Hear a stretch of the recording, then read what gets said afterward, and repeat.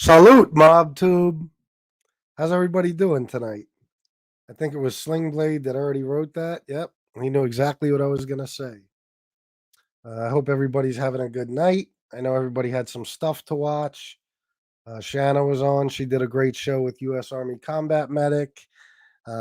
Josie was on. She might still be on, actually. I'm not sure. It seems like there's so many shows now that, well, this is the problem. Uh, we're not spread apart here. Like all of a sudden, there'll be like 10 shows on at once. And it makes things a little complicated. But how can you coordinate it really? You can't. And a lot of people, this time of night is the right time to do a show. So for me, it was tonight. And so here I am. Jeff Nadu should be joining me shortly. I'm expecting him to. But I have some stuff I want to talk about tonight. I want to talk honestly with you guys about some things. I want to see what you think too. I don't think he ever claimed to be back. I'm not sure, but yeah, I want to talk a little bit about the mob itself and our fascination with it. I want to talk about. Hold on, let me send an invite here.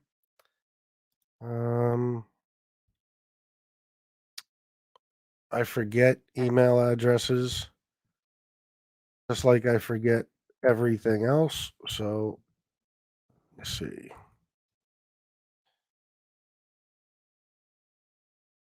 Okay, I think that's right. So yeah, we're gonna be talking some mob stuff tonight. And some other things as well. So I'm expecting Jeff to be here any minute, but I'll get started like this, and we'll talk more about this when Jeff comes on. One time on my show, towards the end, might have been a couple of weeks ago, I got into this a little bit, but I want to kind of do a whole show about it, or at least a show that, where it's the main theme of the show.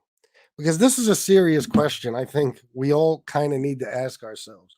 And I think, thank you, U.S. Army Combat Medic. She's an angel. Thank you. And you did a great show with her tonight. I appreciate that. I know the answer for myself. And I certainly know the differences between my answer a few years ago and my answer now. I'd probably give you two different answers, but I know where I stand on it now. And that's kind of what I want to talk about. And I don't know, some people might disagree, some people might agree, some people might be indifferent to it. But I think a lot of people never ask themselves this question. And that's one of the things I want to talk about tonight is this MobTube thing. We're all doing these shows about the mob, or at least we're supposed to be. We get off track and, we're just bashing each other for a while. We forget all about the mob thing, which is kind of silly, but that's what happens. This weird little world we created became its own thing. And, we take the bait from each other. We get involved in these beefs. And then we stop making content about the mob and whatever else we want to make content on. We all know that's the case. But we all made these shows basically because we have some interest in the mafia, right? I know I do and did. I always will, I'm sure. I talked about it since I was a little kid, growing up, and my dad would take me to all these places and point out the guys outside the social clubs and drive me past John Gotti's house and all that stuff he used to do with me. And he would show me the movies and talk to me about it and, teach me things you probably shouldn't teach a kid. Oh, look at that. Looks like I spelled my name wrong. When Jeff comes on, I'm going to fix that. uh, so, Mob Talk Radio's in here. Ali, what's up, bro? Good to see you.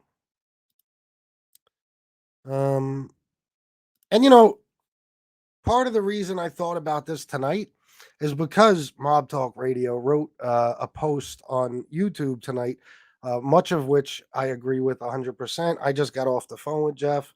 He's a good dude. I like talking to him. He's obviously extremely knowledgeable about the mob. He's kind of the OG and the king of this whole shit. Yeah. Yeah. I know Mob Talk Radio. I got to fix that. I had to change it from Shanna Marie, and I guess I did it a little too quickly. Um, but something he said, um, also, kind of sparked this thought tonight, even though I've been thinking about this a lot lately. And he was talking about Paulie G. And he said about how, Paulie G was a murderer and a lowlife. Okay, now listen, that's my friend's friend. Obviously, I'm not gonna say anything negative about Paulie G himself. But what I will say is, and I just talked to Jeff about this, and he knows what I mean. Aren't they all really? I mean, as far as these gangsters and stuff, we talk about them, and we all, in one way or another, kind of glorify them because there's this romanticism around the mob and gangsters and they're just blatant way of saying fuck you to the system. And um I don't think there's many people out there who haven't thought about how cool it must have been, especially back then, to be of some importance in the mob or a made guy or even an associate of some sort. But then as time went on, we learned all kinds of shit, and we learn it every day. We have people on YouTube every day that were in the life in one way or another, and they talk about um, their stories. They tell us other people's stories. And as we all know, none of them end up well. None of them. They all end, one of three ways. You die in the street, you flip, or you die in prison. That's pretty much it. Every now and then you get a Carlo Gambino who dies at home in his bed, but it doesn't happen often. So, maybe this will be unpopular because I know on here maybe we're supposed to I don't know, like adore these gangsters and prop them up as heroes in some way and stuff like that. And listen, a lot of these gangsters, they did do some good shit. They helped people out. They to an extent maybe protected their own neighborhoods. But yeah, I don't know, Ali. I don't know. And that's one of the things I mean. Yeah, me too, Ali. And that's, another part of what I want to say is like, you hear people refer to us as mafia fanboys and shit. Now, see, to me, a mafia fanboy is somebody who talks about these gangsters and stuff without any acknowledgement of the reality of it all. With, oh, they protected neighborhoods, they were good guys, they did this, they did that. That's not what's the word I'm looking for? Uh you can't say that, and like I said, in some cases it's true, but you can't say that and leave everything else out.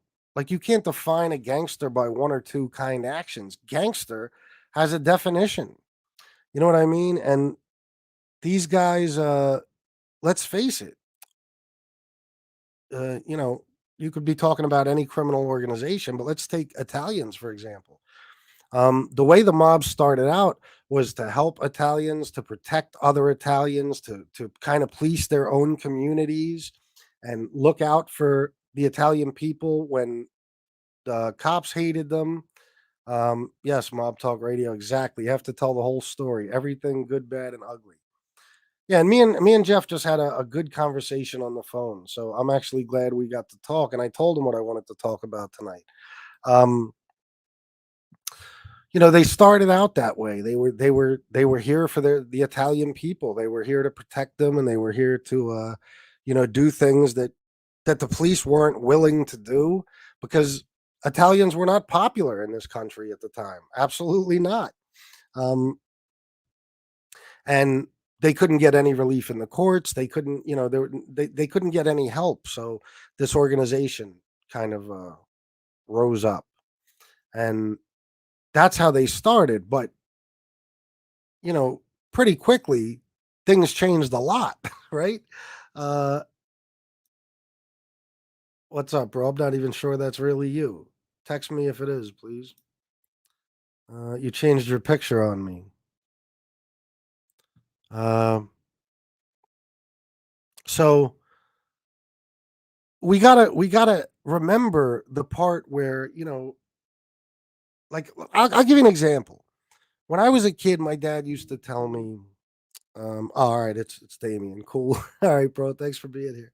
Um, my dad used to tell me that uh, exactly, Wise Guy TV. My dad used to tell me, oh, they keep the drug dealers out of the neighborhood and stuff. Meanwhile, even as a kid, like when I lived on 81st Street, right? They would always hang out on the corner and shit, Myrtle on 81st. And the drug dealers would get busted. And I remember this one time, the way they did it.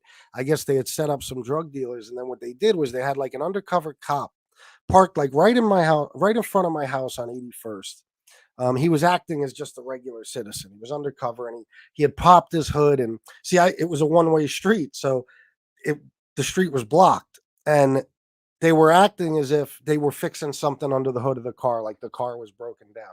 But what it was they knew that when this drug dealer they set up was going to go that direction, and it was just their way of blocking him in so he couldn't go anywhere. So I remember that was probably the first drug bust I ever saw. And I would listen to my dad talk about how these guys, kept the drug dealers out and protected the neighborhood. Meanwhile, they're right here. And as you get older and we hear more and more stories, we realize not only did they keep the drug dealers out, they were the drug dealers. I mean, we got to be honest when we talk about stuff like this. The mafia flooded the streets of America with heroin and cocaine and everything else, pretty much. So we can't really give them that. And then there's let's not forget. I mean, the extortion and things like that the mob specializes in takes place in their own communities, Italian communities. So they would go, to mom and pop shops. That was some of their bread and butter. I mean, they would shake them down. You're going to pay us this much a week, or you'll get a brick thrown through your window. We'll light your place on fire, whatever we have to do, or we'll just take your business over. I mean, so and it's not much different. Whitey Bulger did the same thing um, in Boston to the Irish community. I mean, that's how, and all these gangs and groups and organizations they prey on their own people for the most part. So we got to be honest about that shit, right? Like, can we sit back and just say, oh, this guy did this and he did that? What a good man. Maybe they've done some good things, but in order to be a gangster and maintain some sort of control and have this powerful criminal organization, you got to do bad things. You got to do a lot of bad things to good people.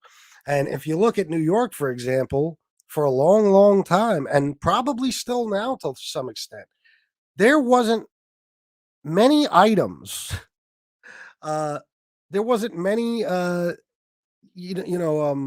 things in New York in general that's prices weren't raised directly as a result of a mafia tax. You know what I mean? Most things in New York that you would buy, most services that were provided, there was some sort of tax on that. So who was the victims really? It wasn't the other mob guys. It was us. It was the everyday people, the citizens.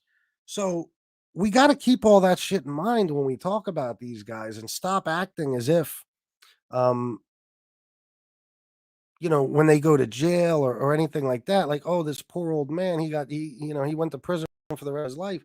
I mean,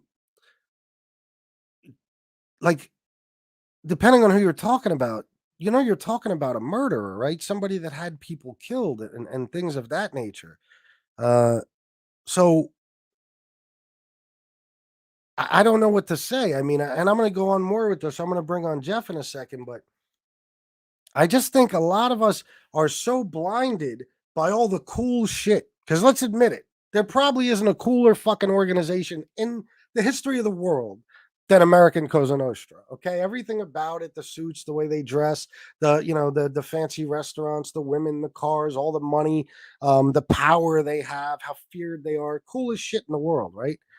But uh, we forget about everything else because we're so blinded by all that cool shit. What's up, bro? What's up? How are you, buddy? Nice to see Good. you. How the fuck are Yeah, you? I'm pretty fucking good, motherfucker. Uh, no, I really agree. I agree with your points here a lot. We've talked about this before, and we generalize and think that certain people are different than others. Look, at the end of the day, all these people that did things, are the same ultimately. Yes, exactly right. Well said. That point right there. Yeah, I mean, it's I did it myself. Listen, if you were to ask me this even a few years ago when I was still in the street and all that, the mob to me was like for every street guy, and I'm talking about even somebody like me who was a fucking nothing in the street, who was just another drug dealer and thug. It's your fucking that's what you aspire to. That's what you dream. That someday, you'll be like one of these guys and have some sort of power and control, and you're feared, and you have all this money and all this prestige in your city and all that bullshit. Yeah, But but I never understood it though, just because, A, there's a lot of legal ways to make money, right? But B, what are the outcomes in that life? Okay, there are three. I know of one guy in the mob ever that never went to jail. Tony Accardo is only one. It's not a thing that normally happens. You either go to jail, you die in jail, or you get killed, or you cooperate. You don't just retire generally. yeah, absolutely, it doesn't happen often, and like I said, how many mob guys can you name? That like Carlo Gambino that actually died at home in their own bed. Not too It many. doesn't. No, it's not. There's just not a good. You either flip and become a rat. You die in prison or you die in the street. 99% of the time, that's what happens. And like you said too, Jeff, uh, this is not like I don't even understand wanting to be made. I mean, I don't get it. You're an associate, right? So you already have some mob clout behind you, and you can make your own money, and you don't even have to follow all these rules. Yeah. Some, but certainly not all. But getting the And button, you get a target on your back. yeah, you get a button. Now you become an even more high profile figure for the feds and everybody else. You got other guys, that are jealous of you and whatever kind of danger that might fucking bring. But now you got a fucking a captain to kick up to and all that bullshit, and you got to have a fucking certain amount, and you're it's all about the size of your envelope, really, and you're no good once that envelope stops coming. You don't know what's Look, gonna happen. I've always said, and look, anyone that follows the mob, back in the glory days, there was some regal parts of that life, being like a Frank Costello or even like a Tony Salerno. I get it, but it ultimately it's mostly just doing a lot of bad things that you don't want to do. You're hurting a lot of people, and you are going to die one of two ways: dead, or you're going to die in the street or in jail. And you're right. I'd want to be an associate. No target on your back, and there's no limit to the money you can make. Yeah, I mean, I never got it. And well, now at this point, I guess at one time I looked at it that way, but I got to be honest. I mean, since then, that's the one thing this YouTube shit has brought us. Now you're really hearing the stories from some people that were really involved. You know Hmm. what I mean? And none of it sounds that fucking appealing because No. all those stories have a terrible ending. I mean, so you're telling me that now I went from being a regular independent street guy to fucking having to kick up a certain amount, on a certain date each week or each month, whatever it might be. Otherwise, I'm no good, and they might fucking kill me, It's just get almost rid of like, me. why not just do it on your own and keep all your money, and not have to worry about it. Junior Gotti said that at one point about how you you also can't ever move on in your life, right? You know, the government doesn't believe you can actually move on and do different things, right? So let's say Yeah. you did decide, hey, I want to move on from this life. It's not for me. Um, the government's always going to be on your ass, you know, until you die because they still believe you're involved. You have an Italian last name. I've talked about it. There are guys in Philadelphia, Chris, that are in their 80s, okay, 80s, 90s. They're still watched by the FBI. Oh What the yeah. fuck could they be doing, possibly? And come on, you know, it's like the government never gives up on Italian last names. They No. don't. Well, that's why this subject was brought up, and maybe you'll agree with me. There was kind of a debate, and people in the chat room were saying that they don't think the mob is a priority to the FBI No, anymore. it definitely And is. I'm like, and they said terrorism is the priority, and I said, to be honest with you, I wouldn't be surprised if the mob is more of a priority than terrorism. Honestly, Yeah, listen, the government just gets their rocks off on, you know, getting those big headlines, you know, mob rub out, mob bust, you know. I mean, if they didn't care about the mob, do you think they'd be going after the Colombo family? The Colombo family isn't anywhere close to what it once was. But it's getting, you know, people love reading mob shit. And the government knows that. And the government knows they look like the heroes. Ultimately, you could get 10 people in a room and 9 would say they don't care about what the mob does. It doesn't generally affect them, doesn't affect their living. It's not like the mob's out killing people in the street like some criminals do. Yeah, no, it's definitely a priority. I mean, they still have task force for a reason. They still have all that shit for a reason. absolutely. And you take somebody like John Jr. God forbid. I mean, if this dude jaywalks, they're gonna fucking they'll never stop watching a guy like him, no matter how far removed he is. You know And what I why mean? is that? If his last name was, you know, Diamato instead of Gotti, do you think it wouldn't be anywhere near? And that's what I talked about, Chris, on Saturday. I did a show. If you notice, all the people that are in this mob genre that used to be in the life, they all had high profileness to them, right? So, like John Alite, whether you want to believe it or not, he was connected at some point to the Gottis. All these people that are on the internet have big time last names and they're involved with big time people. Why do some people come online and some don't? Like, why don't certain rats come on to YouTube? Why is that? I don't know. But there's a lot of them that don't. That's for sure. I don't know, Weird. man. Yeah, I think listen, I think to some extent this might sound crazy, but my opinion is that some of them kind of accept that, what they did is shameful, and they like I'll give you an example. We talked about Mikey Scars one time, right? Yeah. Um in that documentary, he was the only fucking one that they had to meet in a secret location, Yeah, I and remember that. you know what I mean? Yeah, And Leonetti's the same way.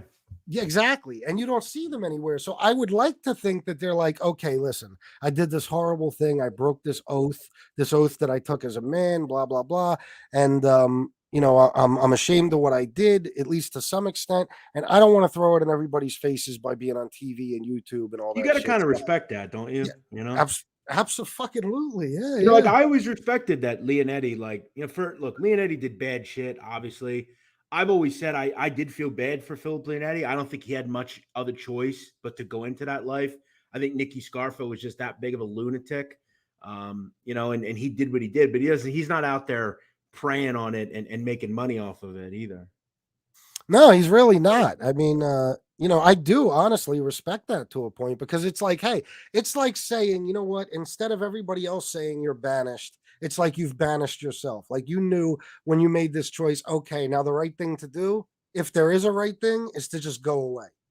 You know Hmm. what I mean? And I think that's what a lot of them do. Yeah, you just want to move So, on in your life.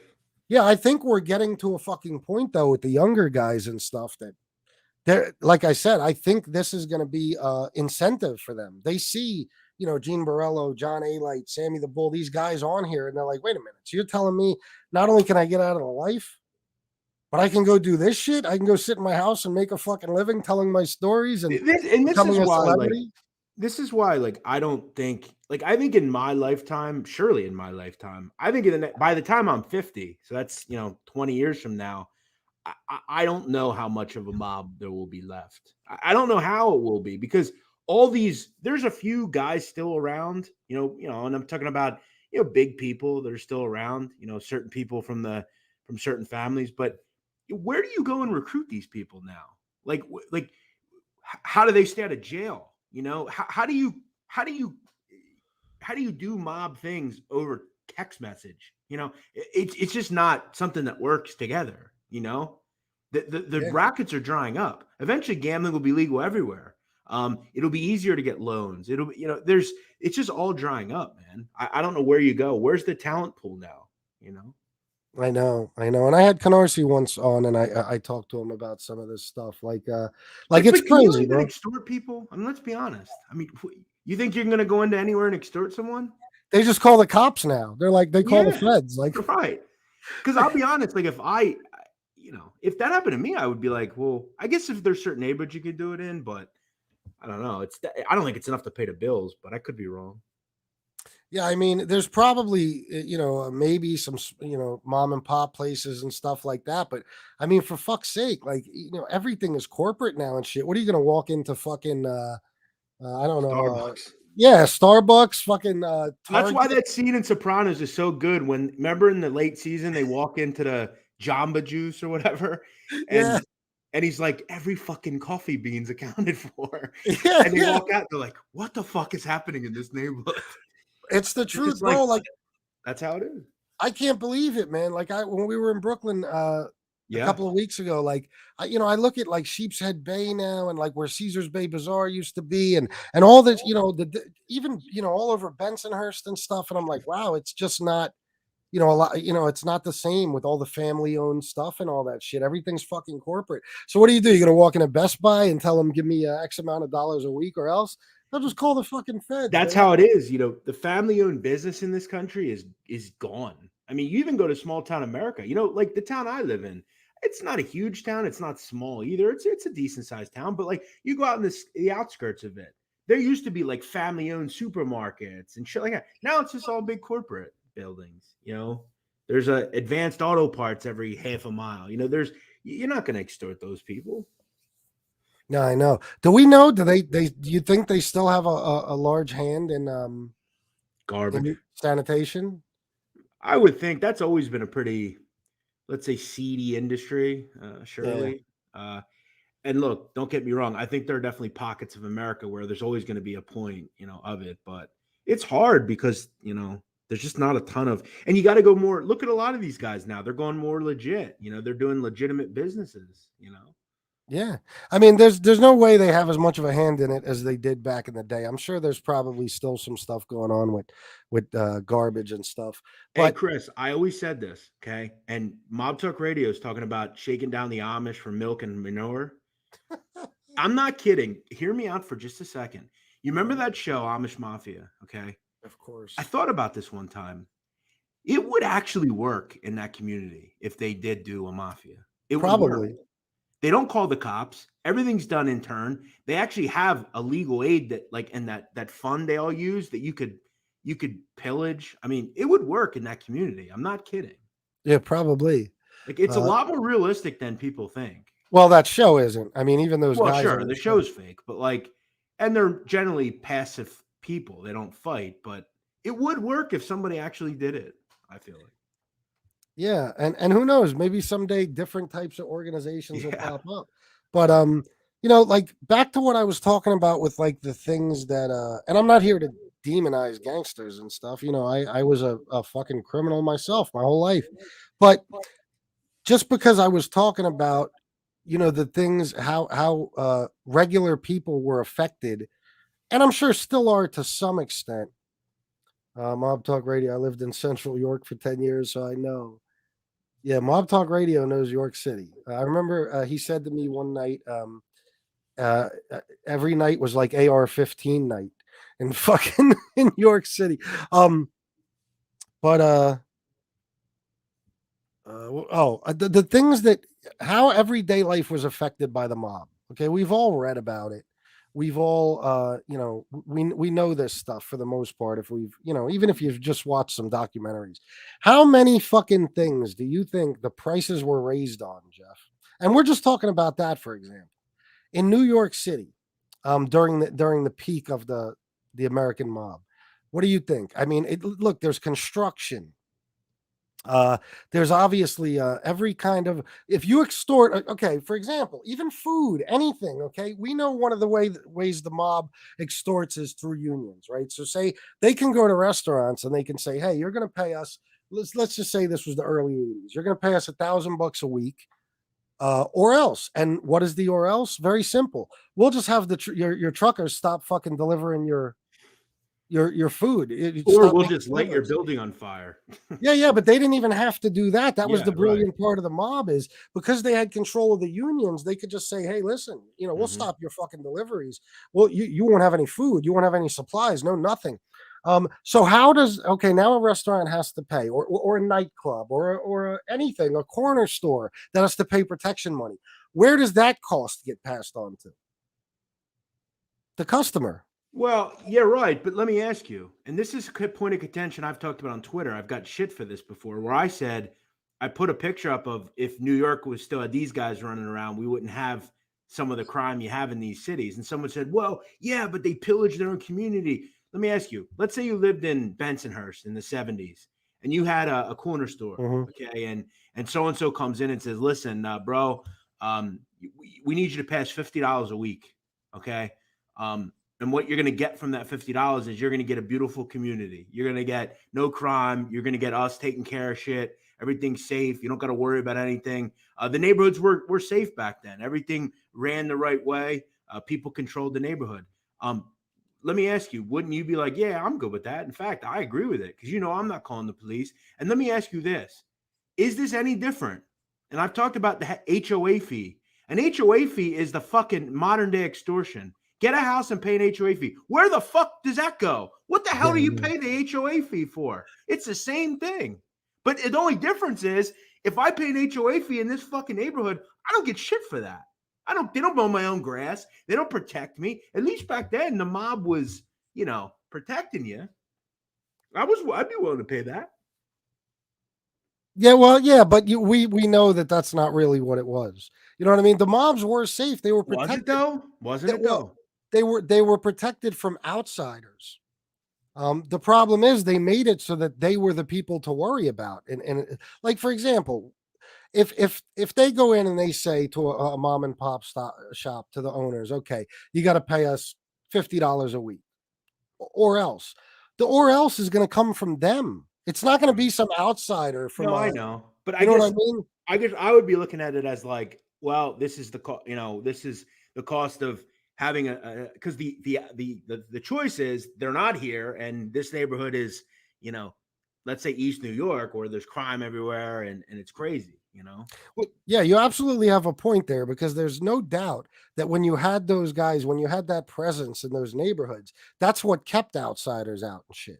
And I don't know if you heard the beginning of the show, but when my dad used to tell me about keeping drug dealers out, and then I realized the drug dealers are everywhere, what I grew to realize is he meant drug dealers from out there, from outside the neighborhood. Those were the ones we're keeping out. The ones that are here, they're drug dealers, but they're our people. You know what I mean? So it's like, I don't know. It's a double-edged sword. It is weird because at the same time, like, yeah, they're keeping drugs out from outside, from other neighborhoods in say Brooklyn, Queens, whatever it is. Yeah, but I but will they're say flooding the neighborhood with drugs themselves. So yeah, but let's remember, I could be wrong. There are certain instances, and I'll let you say that first. Sorry. Big Joey from Susquehanna, 499, bunch of broke dinglings in here. This is good content. Thank you, Big Joey. I appreciate that from Super Chat. No, I was saying, so, I mean, I don't know of any. Do you know of any mobster that sold drugs in a corner? I don't. They were more wholesalers, I feel, of anything. But you're right, I guess, to a point, Well, no, I mean, but yeah, like I don't think. They were definitely wholesalers. Yeah, like the Bonanno crime family wasn't on the corner pushing dime bags on a corner. You know what I'm saying?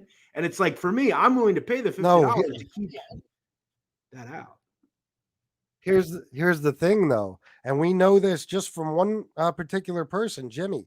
The Bonanno family wasn't on the corners, but Jimmy, Yeah, the Albert young kids Slayton, were. That's true. Yeah. Paulie G, you Yeah. know what I mean? Fabrizio, Joey. That's just one crew. They had Yeah. them on the corners. Like if That's you true. listen to Jimmy's story, every fucking kid in his story, not just Bath Avenue crew, from other crews and everything else, they were linked to a crime family because they sold drugs for that family. Yeah, that's true. You know what I mean? Like one of the first things you'll hear about the Bath Avenue crew is that they flooded Bensonhurst with crack. So I mean, it's like I don't know, man. I mean, I know exactly what you're saying because trust me, I'm not under any delusions to the point where I think, you know, New York neighborhoods are safer without them. I'm not saying that. I'm just saying that what it is that the bad guys are in your own neighborhood now. Let's just take, for example, Gene Borello. This is the more modern mob. But look at the shit he was doing in his own neighborhood. Yeah, he was pillaging it. Yeah. Yeah, you know what I mean. The regular people of the neighborhood were terrified of him.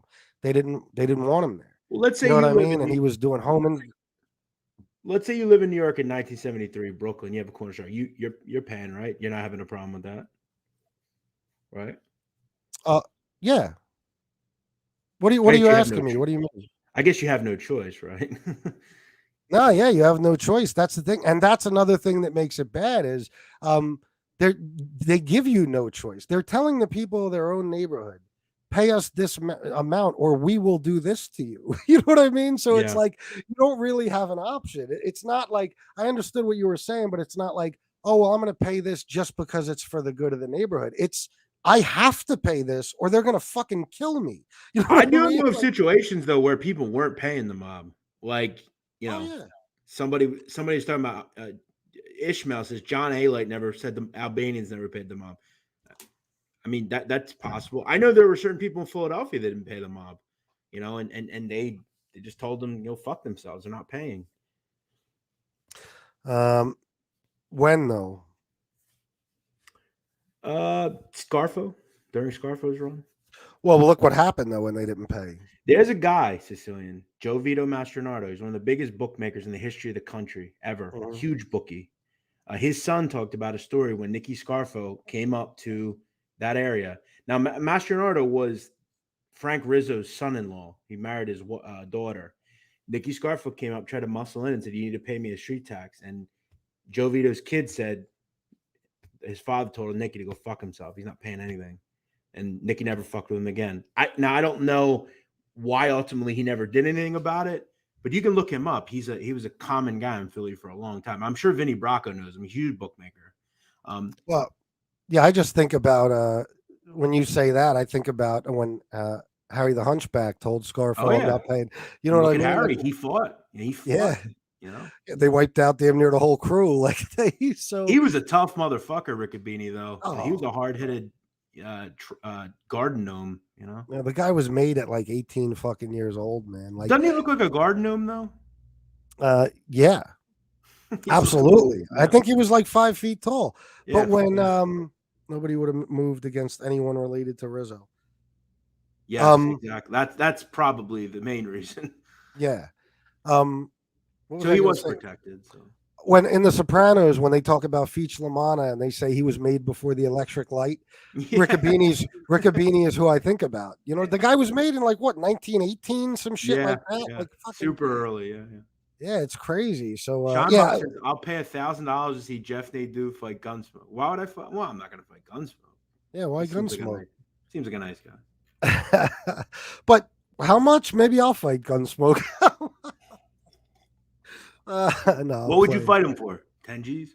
Gunsmoke? Well, we'd have to come to an agreement. Like, is it worth us whooping each other's asses? You know, say we got 10 G's each. I don't know. We'd have to think about it. I'm not sure. Well, hey, I'll just tell you this. I needed more than 10 G's to do my fight. So, yeah, when you actually have to do it and you train and shit, it's not always worth 10 G's. It's worth way more than that. Yeah, I'm sure. DP says Mob Talk Radio or no, that's it. Yeah, I was just talking to him. That's it. I think so. Is that him? Jeff, if that's you, can you text me just so we're sure? Yeah. Is that DP. Is that the right one? Yeah, I think so. I'll see if he texts me. DP says the safer neighborhood theory is all smoke and mirrors. They purposely instilled that mindset in the people's heads, which helped the mob infiltrate their own communities and steal from the common man. I don't. Well, I agree somewhat with that, but I mean, let's be real, DP. I mean, those neighborhoods were safer considerably with the mob around than without them. But I I'll get your gi- point. yeah, I'll definitely give you that. There's no doubt. There's no denying that. It's just like, okay, for example, we'll switch over, but it's the same theory. Um, yeah, he said Nadu versus Rico, or I'll fight Rico. Yeah, that was Jeff Okay, is Canarsie. that him? Okay, Yeah, okay. yeah. He said I fucking hate Rico. Good. Thank you, Jeff. Fuck Rico, motherfucker. Uh, And believe me, if I win this fight, I'm calling that motherfucker out that night. I want to see it. Got How do you. I watch that fight? Pay per view, $20. All right. I can Well, get you there if you want to come. I get you tickets. where is it at? Fucking West Virginia. Oh, fuck that. Yeah, it The hills sucks. have eyes. Yeah, it sucks. I know. I'm too I much wish of a it weren't city so far. boy for that shit. So no mob here. It was safe and still is. Grind Junior says. Everybody's got different opinions, but let's talk about Whitey for a second. Okay. Have you heard the story? I'm sure when they did a documentary about Whitey going to trial and everything Yeah, that it's very took good. place leading up to that. Yeah. After he was captured and stuff. You remember that family that owned the liquor store? Yeah. And Sad. Whitey took that liquor store over. Yeah. You know what I mean? Like that's the type of shit. And that happens with the Italians in all those Italian communities in New York and everywhere else. I mean, they will go to regular citizens and say, listen, you do this or else. And if not, they will take your entire fucking life over. So that's the ugly part of it. The Well, yeah, good part of it. Remember David Scatino gambled, but remember that situation where they just, I mean, completely bled him out. You know, now he Yeah. owed a tax and gambling money, but still, yeah. I mean, it's fucked. His fucking the bust out, in the store. They made him run up all his lines of credit and shit and file fucking bankruptcy. I mean, so there's the good, the bad, and the ugly. Like the good is like, yeah, okay, they're fucking they help keep communities safe to some extent. And every now and then we hear a story about like somebody like Gas Pipe killing a rapist in the neighborhood, something like that. You know what I mean? But when it really comes down to it, the whole point of what I'm trying to get at is they're all we forget that they're gangsters. We've turned them into celebrities and heroes, but they're gangsters and they would kill you in a heartbeat if you did the wrong thing to them. You know what I mean? 100%. So it's like, and all the stuff about, oh, they only do it's only people that are involved and they all know the rules. Look, Phyllis Birdie. Yeah, there's a lot of people that were killed by the mob that were not, like the whole thing of, well, they don't kill citizens or women or whatever. It's like, well, yeah, they do. They kill innocent kids and shit like that. Look at Gas Pipe and Ronald Kubeka, was that his name, and his brother and shit. Well, look at DeMeo with the vacuum cleaner salesman. Yeah, kid that he thought was a Cuban hitman. Fucking chased him and killed him. Yeah, I mean, just because he was fucking paranoid. The women that were killed, you know what I mean? All like fucking Tommy Karate, he decapitated the woman. You know what I mean? And that was always why, to me, Anthony Casso was a parasite to the highest level. I mean, you look at how many people he killed that were not connected to the life. Kubeka, that Nicky Guido kid, he had the mob cops kill. Remember that kid? Wrong Nicky Guido. Yep. Yeah, he shot Fat Picciotto's sister. Yeah. Went up and he had people just fucking spray her car. She's fucking still paralyzed because of that. Like he's always been my least favorite mobster. I think he's one of the worst bosses ever. Just an awful person. Awful person. Yeah, listen, we forget sometimes about like I'll give you an example. There's certain gangsters that hold on. Yeah, Mob Talk Radio Casso, if he had a dream someone ratted, he would kill them. Yeah. I mean, only to rat himself. Yeah, there's certain, like, for example, books I've read. I know that's the crazy part. There's certain books I've read and stuff where I'm like, and we all have since we were kids, whatever. And we're like, wow, like John Gotti, somebody like that. You look at and you're like, wow, this is the coolest man on the fucking planet. And you almost look past everything else. But you read about fucking Tommy Karate or Gas Pipe or some of these guys, DeMeo, and you're like, these guys are fucking serial killers. Do you know what I mean? Like, I don't know if I know some people are just big New York people. Real quick though, Mr. Soft said, I'd love to know how Bulger pulled off a mass lottery win. He didn't. He literally shook someone down and said, "You're going to pay us, and that's our ticket now." He didn't actually win. Do you know anything about Mad Sam DeStefano? He was from Very Chicago. little Chicago. I don't know shit about Chicago. We just did a show on him. I mean, what a fucking bizarre fucking lunatic he was. I mean, these people were serial fucking killers. Like 100%. You're totally right. Yeah, that's the thing. I mean, the only reason Thomas Patera's name isn't next to I don't fucking know or name any fucking serial killer, Jeffrey Dahmer, whoever, is because he was Italian and he was part of the mob. But they're the same fucking people. They're fucking they're psychopathic, cold-blooded serial killers. But we all have this way of letting that slide because, oh, look how cool he looks in that suit, or he's got a $20,000 pinky ring on, or it's like there's some sick motherfuckers, man. Like, you take a guy like Tommy Karate, I don't care what anybody says. Any situation you put him in life, he would have became a serial killer. I really believe that. I think the mob was just a way for him to kill. Interesting. Because I feel like when he went over to Japan and he was doing his whole, karate thing, like he seemed like he had really found a love for something. But yeah, that's interesting. Yeah, I don't know though. Like I don't know if Tommy, maybe Jeff or another commenter agree. I don't agree with it. I don't know if he was born crazy. I think there were some crazy fucks like Casso. I think he was born nuts for sure. Yeah. Mad Sam for sure. Hey, RJ wants to join. Oh, does he? Yeah. Can you email him the link? Oh, absolutely. RJ, text me your email. I'm not sure if I have it. Okay. I might go get my earbuds too, just so the maybe I shouldn't. I can send it to him if you want. Oh, you could send him the link? Yeah, I think I can, yeah. How about that? I'm sure he'll have a good thought on that. I got his number, but I don't have his email, so unless he's using his phone. Yeah, I got you. Touring the Block, $5. Glad to see the duo back together, dropping banger content. Salute, fellas. Thank you, Touring the Block, man. But yeah, Bulger definitely stole that lottery ticket. He definitely didn't. Yeah, without a doubt. Yeah.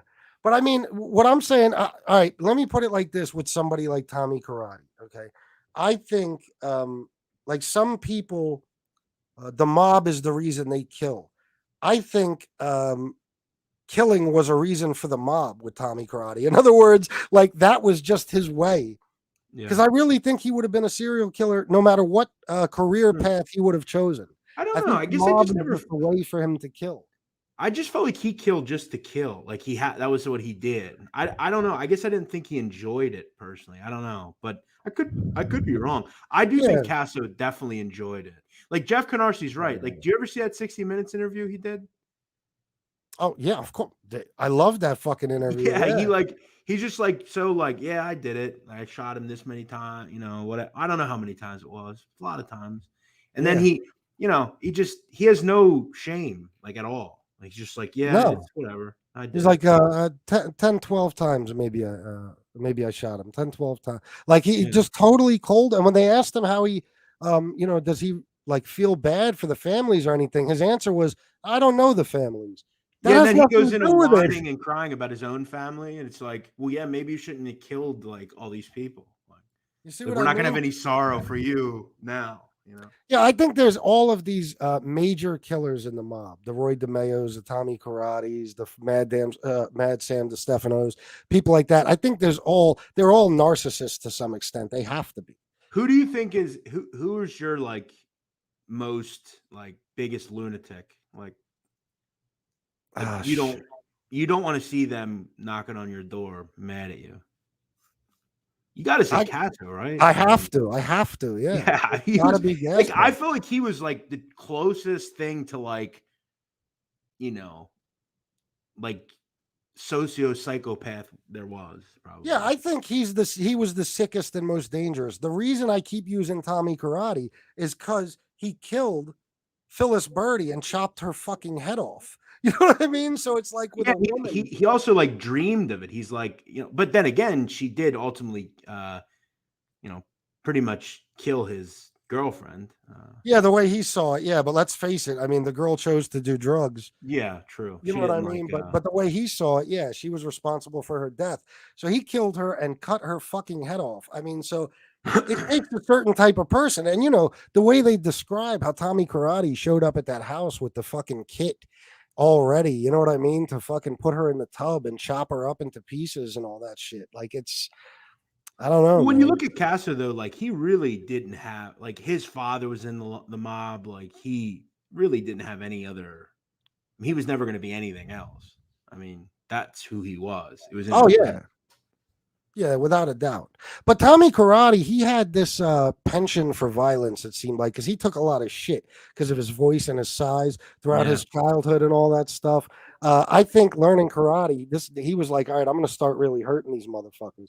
And then once he got to the point where it was time to start dealing with the mob or becoming part of it, then boom, there's your reason to start killing if that's what you've been wanting to do. You know what I was wondering about Patera? This is probably a dumb question, but you ever think he got sick of like just like shooting people and never used karate to kill someone? Probably. Like You he said, see that? I'm gonna kick this guy to death or something. Yeah, I think he fucked somebody up pretty bad in prison. Do you think he did like the whole like like like Did he do the crane yeah like Ralph yeah? Macchio and shit? I don't know, man, but I think I that always was a wondered that. dangerous man in every aspect. Greg Scarpa, yeah, he's another one. How do we not name him? I mean, he was another one that was they called him the Grim Reaper for a reason. This was a sick guy. Don't you agree? That's like one of the best mob nicknames. That's Oh, a without a wild doubt. name. Yeah. Like that's a wild nickname. Well, when on that little clip, you could find it on YouTube. It's Anderson Cooper and Linda Vecchio. You know which Mm. one I'm talking about? Yeah, I When do. they show Greg Scarpa standing in the doorway of the Wimpy Boys Social Oh Club and yeah. they're like hiding to take the footage, and he kind of looks at the camera with that toothpick in his mouth. Yeah. Oh, you're Like like, I wouldn't fuck with this dude for all the money in the world. yeah. That he looked like the Grim Reaper. Like this was a dangerous man. And then when you see him sick, after he got sick, it's like, holy shit, that's the same guy. But he was still going out and like shooting people. Like he didn't Yeah, give a shit. Like he's just yeah, flat top and yeah, oh yeah, yeah. that shit was crazy. Um, That was I the don't one know. time he kind of lost. I felt like Michael Flat Top DeRosa was the one that kind of Isn't got that some him. shit? And Messy Marvin. Yeah, Marvin, yeah, Ronald Moran, right? Yeah, Yeah, good call. yeah. Like of all the people to finally beat Greg Scarpa, it's those two guys. Who would have ever thunk it? I heard a story that Ronald Moran's still around. He someone on Reddit posted that they like still talk to him occasionally, and he's still around. I think Jimmy said something about where he is. Florida, I think. Yeah, but Flat Top is in like Arizona making millions on He's real doing good. estate Yeah. now. Oh, he's You doing. talk about a guy that literally he did that one documentary and that was it. You haven't never heard from him again. Yeah, I know. I know it's odd. From my understanding though, like Flat Top, he wants to he wants to stay out of all this shit. He wants to stay I in the will say, shadows. That's Sicilian what I though, hear. Mad Sam DeStefano was the weirdest mobster ever. Not even close. He was a bizarre person, like bizarre, real Yeah, I fucking got to read bizarre. more about him because I know I did, but I don't remember shit Well, he about. would like kidnap men and like he'd get mad at his wife and he'd like kidnap men and make them fuck his wife in front of him. Like, he was a fucking weird dude, man. Are you serious? Yeah, yeah, raped people. He would. I know Canarsie knows this, but he would go to pig farms and just sit there for hours on end and just watch pigs. And he would talk about, oh my god, I wish I had a pig farm so I could feed people to the pigs. Oh yeah, He's a freak, man. You gotta look him up. He's a psycho. Jesus Christ, Carol Real bizarre Baskin. guy. Yeah, that's crazy. Is RJ coming on? Yeah, he said he is. All right, I haven't seen him down here yet. Yeah, I don't know, man. I mean, but all the different ways, like I was reading about, and I keep going back to this only because that's kind of the point that I started. But like, all the different ways that because people like to say the mob only only other people in the mob were affected by what the mob did. But Yeah, even little stuff like the cost of things, construction. Look at SNA concrete. Look yeah. at fucking consolidated carriers with Tom and Joe Gambino, like in the garment district. All that different shit. Paul Castellano and his fucking chickens. I mean, like everything. That's That would so have been a many death things. warrant by you for saying that if you were still around. Oh, I know. It certainly would have. All that shit, man. Like Yeah, it's the cost of crazy. everything was higher because of them for sure. Yeah, everything, man. Construction alone. I wanted to talk about at one point. I was going to do a story. I don't know if a lot of people know about this, but Salvatore Testa and Trump. Um, In Atlantic City, sure. yeah, Salvi Testa owned that bar. What was the bar called again? I can't remember. I think it was called the Uh, Trade Winds, but I could be wrong. I don't remember. It had If something to you do look it with up, like something in like down the shore or something. But yeah, I um, mean, Donald Trump definitely had, but again, you know this. I mean, if you did business, you were around the mob in New York. oh yeah, there's no doubt about it. I'm just saying that that's a funny story because for people that don't know it, Salvatore Testa owned a bar on the Atlantic City boardwalk. And Trump wanted to put, was it the Taj Mahal or Trump Plaza? I forget Yeah, which. Trump, Taj, I believe. Taj Mahal, yeah. He wanted to build that casino, but obviously this bar was in the way. Now, Salvi Testa, who was a captain in the Philadelphia mob, he owned this bar and he knew that Trump needed it, but he didn't know exactly who Trump was at the time because Trump actually used somebody else, a secretary of his or something like that, to make the deal. But they knew they could get a lot more for it than it was worth. And the bar, I think, was valued at like 160,000. And they wound up selling it to Trump for, I believe, 1.2 million. And Salvi made a comment, What a um, businessman he you know, was. yeah, a while later, he made a comment like, if I would have known who he was, I would have charged him 2 million. You know what I mean? Like, so it's just one of those funny stories. I was going to do a short video about it, but if anybody doesn't know about that, look into it because that's a cool God, I still story. wish Testa would have killed Nikki. That would have been legendary. Oh, I know. Come in.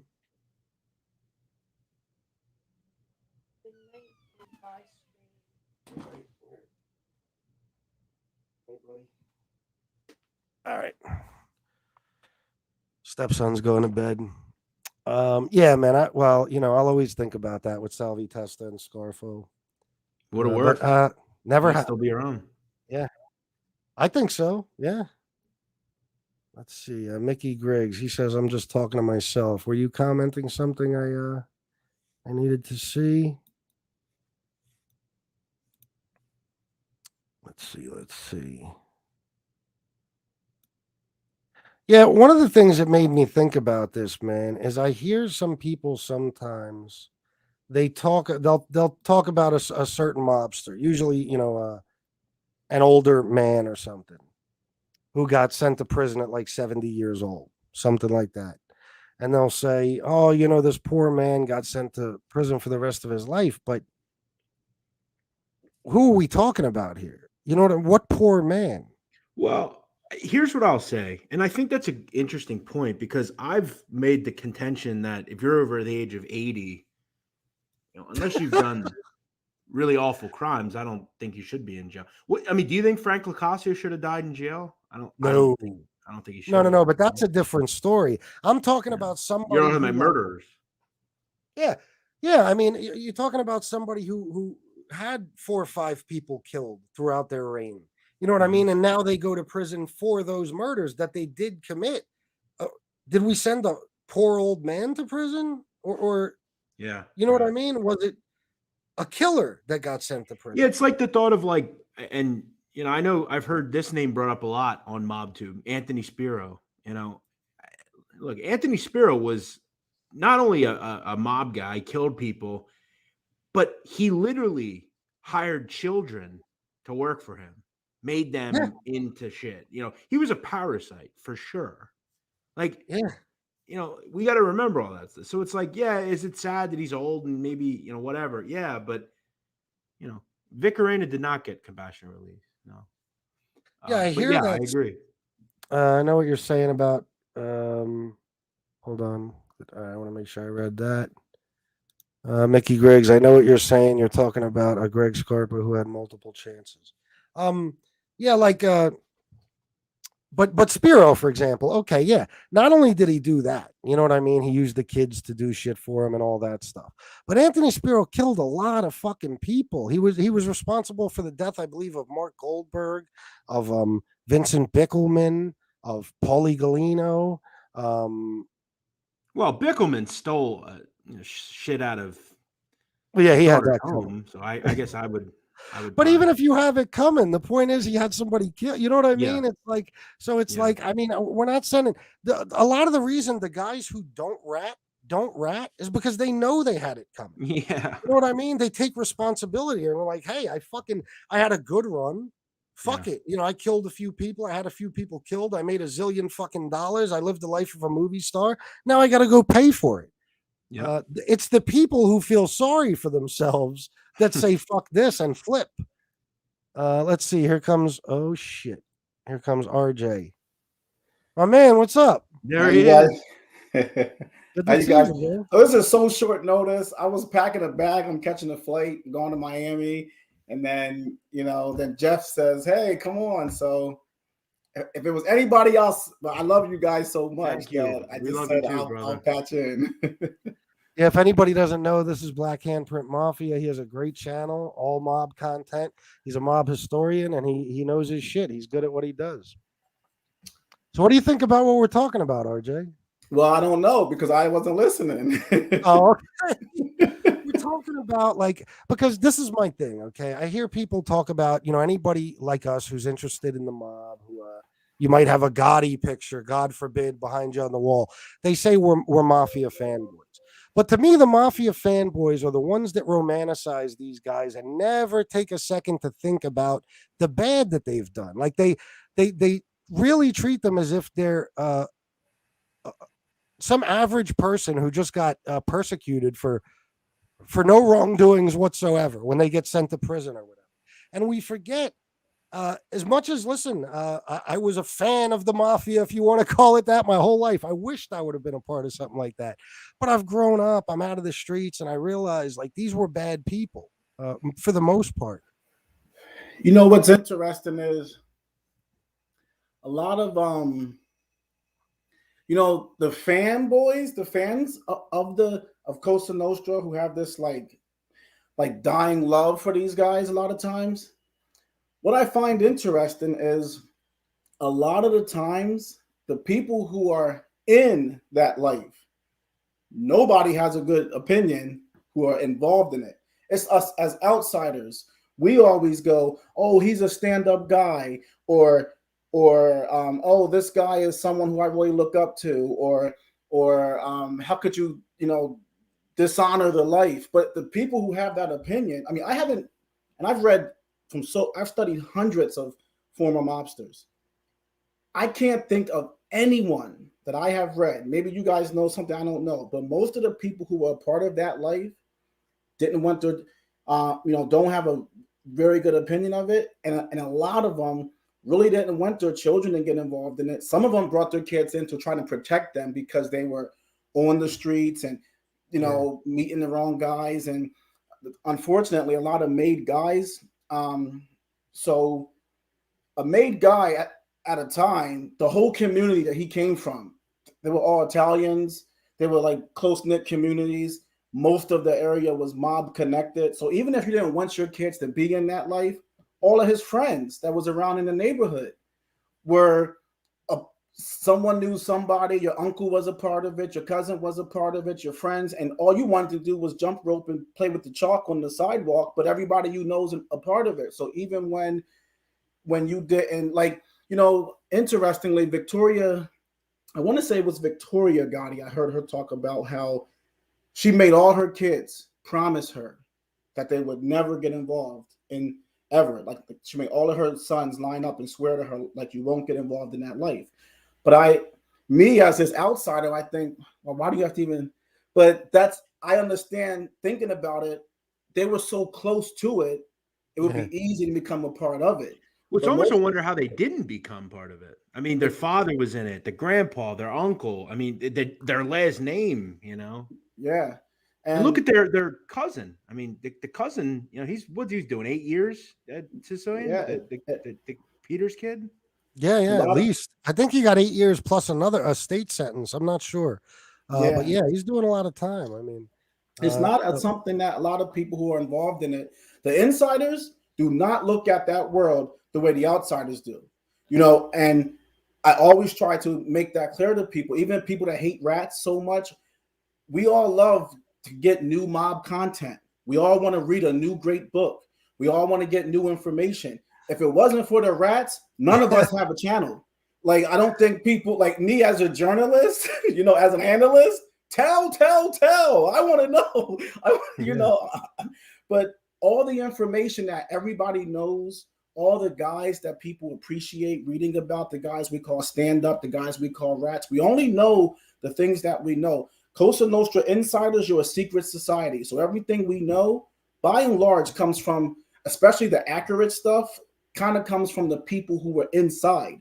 yeah, The FBI stuff and the investigator stuff, you can't, and the media stuff, you can't always trust that so much because it comes with a slant to it. But the inside guys are where all of our stories are coming from. absolutely. Yeah. Yeah, without a doubt. I mean, this is how we started learning about the mob to begin with. Valachi. You know what I mean? Like this is how we learn things and how we get our fucking information. So it's like, I'm not condoning anybody ratting, but it's funny. Everybody wants to hear the stories, but then they hate the people that are telling them. So yeah, I don't Bro, know. the biggest channels and the most in-demand people who are making the most money are the quote-unquote informants or rats and things like that. That's where, and it's not because, I promise that people are not sitting up watching Sammy the Bull because they love rats. They watch Sammy the Bull because they want the information that he has. They watch. Yeah. That video you did, one of the best ones you did. I told you about this, and I like your videos because you go at it a different way, right? So you might not, you'll call him a strategist, but it's interesting to think about because was he a strategist? Because look at Sammy Gravano, he's actually on the street making money, living his life. He'll die alone. He'll do his thing, and you did a video about that. I thought it was really good. Bro, I still hold to the opinion that it's not the same as, when they want to kill, I want to say Sonny Black, the Bonanno Capo. Sonny Black, Yeah, when they called him in, he took his ring off and everything, and he knew, yeah. So when he walked in, they threw him down the steps. Yeah, the He gun knew he was malfunction. going to die. He wouldn't have took his ring off and his watch and his keys and said, hey, left it with the bartender and said, hey, I don't know if I'm going to be coming back. So he knew where he was going. He could have got help. He could have ratted. He could have did all this stuff. But even when he gets there, they threw him down the steps. The first guy who shot at him missed. His only reaction, he didn't fight for his life. He didn't do anything. Do it right this time. Yeah. He looked up the steps and he said, hit me one more time and make it good. So some people had that beef. It was a different thing before where it wasn't about saving. Your life was Cosa Nostra. I try to explain, like, it's almost like, just a contemporary example. I think me and Jeff might have talked about this before, but when, like in that movie Forrest Gump, when Lieutenant Dan is so mad, he pulls Forrest off the bed and says, I was supposed to die on the battlefield with my men, and you cheated me of that. There was people who thought of like Cosa Nostra like that. Like, it's an honor to die for this thing. This is a way of life. It's our culture. I was born into it. And that was like Sonny Black, hit me one more time and make it good. This is what this life is.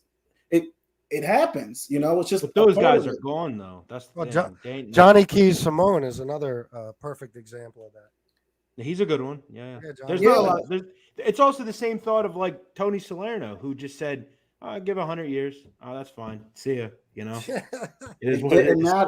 It didn't matter. Fat Tony, when he just got 100 years, the reporter's like, hey, you have something to say? He said, go fuck yourself. Like, it was just like, this is support. Like, if you really listen to a lot of John Gotti's audio tapes, a lot of the things, it was almost like, I say this all the time, he prepared for this is part of the reality of this life. You could die, you could go to jail, this could happen. He has quotes when he says, I always thought there will come a time that I would be separated from my family.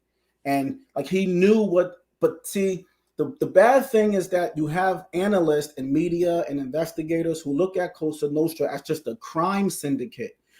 And that's not how the people who built it looked at it. It was a family affair. It was an entity that was built to save their people and stuff like that. So, Jeff, you did a good video today on the Black Mafia in Philadelphia. Yeah. But one of the things that a lot of those people, it wasn't a thing of like gang in their mind. It was, we have to do this. Yeah. We have to levy these taxes on these businesses so we can help feed everybody, safeguard. They looked at it as we're in black neighborhoods and no one's doing anything for us. We need to do for self, right? And that was their motto, do for self. They'd put a gun on the table and say, go do for self. Like that's how they did shit. And all the money they made went back into the community, right? Yeah. So they look at it and they look at killing as just like, this has to be done. And everyone involved needs to go, and yeah, it's no different. What they did is they set up a government. So if you look at a real government like the US, we send soldiers off to fight. Sometimes they have to kill. Yeah. You get rewarded with a medal if you kill for the good of your country. You get more respectability the harder you fought. You get a little medal and stuff like that. I try to get people to try to look at Cosa Nostra from the standpoint from the social club seat.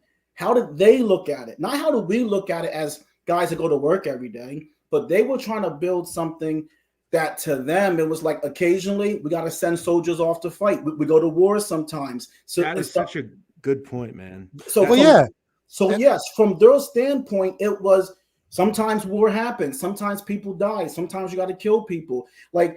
And you have to earn your, it was like a government to them. That's it. Yeah, absolutely. And there's no doubt that that killing is a necessary evil.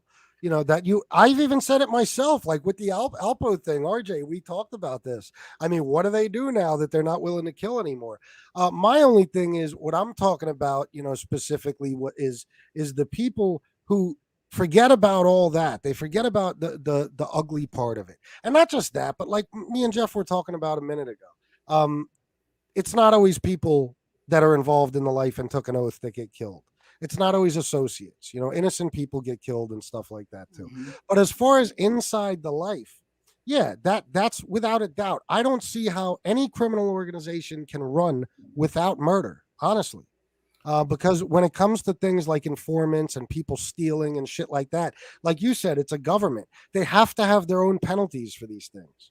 Bro, they put their own law system in place, things you have to abide by. They levy taxes like governments do. So a regular government has penalties. They have an enforcement wing. They put taxes on the people so that they can pay for goods and services.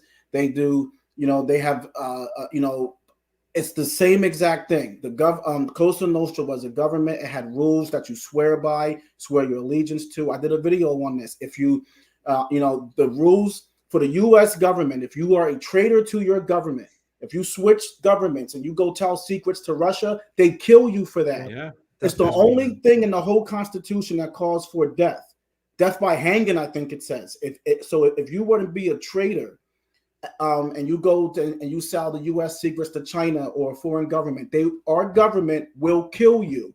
Cosa Nostra government. If you cross our government and you go against and you inform against us, you trade like you're a traitor to us. They kill you for that. That's treason. You get killed for treason in Cosa Nostra as a government. They set up, people don't understand that in Sicily, they didn't trust the Italian government. Garibaldi was his name. He annexed Sicily as his and took it over and brought it in and connected it with Italy very, very late. It's probably the most conquered land ever, Sicily. Every major country Sicily kind of sits right in the middle of all these very important developing countries at the time. So all these other countries wanted to take over that land, and they wanted to because it was a good place for like to use as like a hub where you could have people coming in, boats and stuff, docking and selling goods to all these various countries. But it was a small little island, and they had, and so many other countries tried to take over them. So they had to figure out a way to fight off people. There's no fighters better than the Sicilians because they have 1,000 years of fighting off, trying to keep their land, keep their heritage, and things like that.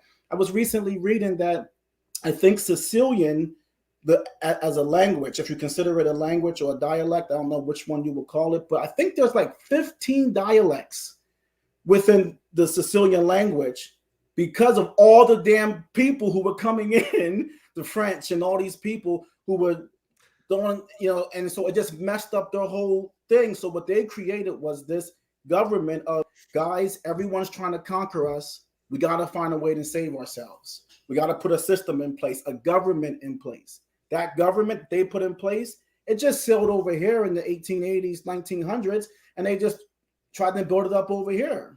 And you, Sicilian, we're talking about, they kill some regular people. Look at the soldiering aspect. Sometimes soldiers kill people they shouldn't, There's a scene, the best scene in The Sopranos, the best scene in the show. I think it's season 1. Tony's sitting in the shrink's office, and she asks him about what he does. And he talks about how we're soldiers. We kill other soldiers. It's war. This is, but again, he's that. I've never thought about it that way. How connected it is to the government and how it's literally the same thought, really. Yeah, absolutely. It's just that, basically what I'm saying about it, and I agree with all of that shit. Like I said, I think you need all that stuff. It's just that the system that they put in place, the government that they created, like RJ is talking about, it definitely got warped over time, and things changed. And there was a 100%. victimhood of their own people in a lot of cases, or a victimization. I'm sorry, of their own people. It's to a large extent. In order to protect their own people, they had to victimize their own people. It's almost like that's how they got way too fucking greedy, where they let anybody in. They did no checks and balances. And then 10, 20 years down the road, they're just feeling like, oh, wait, those people that we probably didn't vet, that we should have vetted, well, now they're going against us, and they're the traitors, and they're committing the treason. Look at all the major rats ever. They were all either not Italian fully, or they weren't born into that life, right? Gravano, Henry Hill, Gene Borello, Joe Massino came up very good. A lot the guys that came in and were born into that never did it. It was always the outsiders. Yeah, if you look at the old, see, everyone has like their favorite era that they like to study. I study like the old, like my favorite era. I don't talk about it on my channel a whole lot because people don't ever want to hear it, but I like the original time, like the 1900s, like that time. And I'm telling you, these guys, I remember when I was listening to the did you guys listen to Joe Bonanno's interview when his book came out, A Man of Honor? On Joe Bonanno. The interview, yeah. I'm not sure if you guys heard that interview, but Joe Bonanno was offended at Mike Wallace. Mike Wallace kept talking about calling him the boss, and things like that. He said, "No, I'm the father. I'm the father of." Yeah, and so he said, "I'm the father of family." Like they didn't. Boss came late. That wasn't even that wasn't the original. Probably 19. Is he frozen, Jeff? Yeah, his connection's going in and out. Okay. Maybe get him back out and back in. And he came over to the U.S. and have them kind of overheard talking, and they kept calling each other Godfather, Godfather, Godfather. And the guy listening didn't understand, but they didn't even. So father was what it used to be, a family. It was a system, and it wasn't this like gang thing that a lot of people that it had kind of turned into now. It really changed a lot. Yep. Most organized systems, criminal systems, anything, a lot of them started out of necessity. There was a major problem. Jewish gangs, Irish gangs, black gangs, Italians. And no one around them called them a gang. People in the neighborhood didn't call them a gang. Chris, I heard you say before that the community was safe when the mob guys were. We were talking about that It was earlier. a safer community. The people who called those guys like Carter the gang and stuff, they were the newspaper people and the law enforcement. But the people who were running it, yeah. Would you agree that? So we were talking about this earlier. Would you agree that most of the people in those neighborhoods? Everyone has their own opinions, but I try to get people to understand. Stop looking at. You're cutting in and out, RJ. Yeah, your internet connection is a little messed up, RJ. Hang on. Can you guys hear me? Yeah. Yeah. Okay. Now it seems good. Okay. Sorry, guys. No, that's all right. Okay. No, we were talking about that earlier, RJ, where like back in like the 60s, 70s, you own a grocery store and the mob comes in and says, hey, you got to pay us $50 and we'll make sure the neighborhood looks good. Everything's good. Everything's fine. I mean, you're going to pay that and not have a big problem with it, right? It was all for their benefit. It was no different. I don't care what no one says. All those businesses in Little Italy at the time, they loved the neighborhood couple didn't have to pay to eat. He could walk in, sit down, and it wasn't because they were scared of him. It was respect. That guy helped him. He gave him a good supplier to buy pizza sauce from, to get to buy dough from. He was lending them money to help, pay the rents and stuff like that. If they couldn't pay the rent, the neighborhood guy would go to the owner of the building and say, hey, charge her this much, send the balance to me. I'll cover it for you. Like the elderly, the poor could walk to any fruit store, to any vegetable cart, get whatever they want and walk away. And didn't have to pay. Time ago. And the mob guy paid the tab for him. That was a long time ago, though, when it was like that. It was. You know what I mean? And this is what I was saying. Like, I'm not trying to demonize them. I'm talking about how the mob affected things negatively and probably still does to some extent. Like, for example, let's just say the restaurant owner doesn't mind paying $500 a week. Okay, which I don't totally buy that either. But let's just say they don't. How do they make up for that $500 a week? Prices charge the customer more. Yeah. Well, here's how they were making up for it. The price. Well, yes, the person that always got screwed, it was the consumer. They paid more. Yeah. Yeah, and it was like that with a lot of industries. Can you guys hear me? Yeah, we can hear you. We can hear you. Can you hear us? Ah, shit, this isn't working. Yeah. It's like he's behind or something. Yeah. Okay. All right. Come out and come back in. Yeah, I mean, yeah, I can hear you. All right. Yeah, you're way behind. There's a delay. I'm gonna change my I'm gonna log out and log back in. Okay.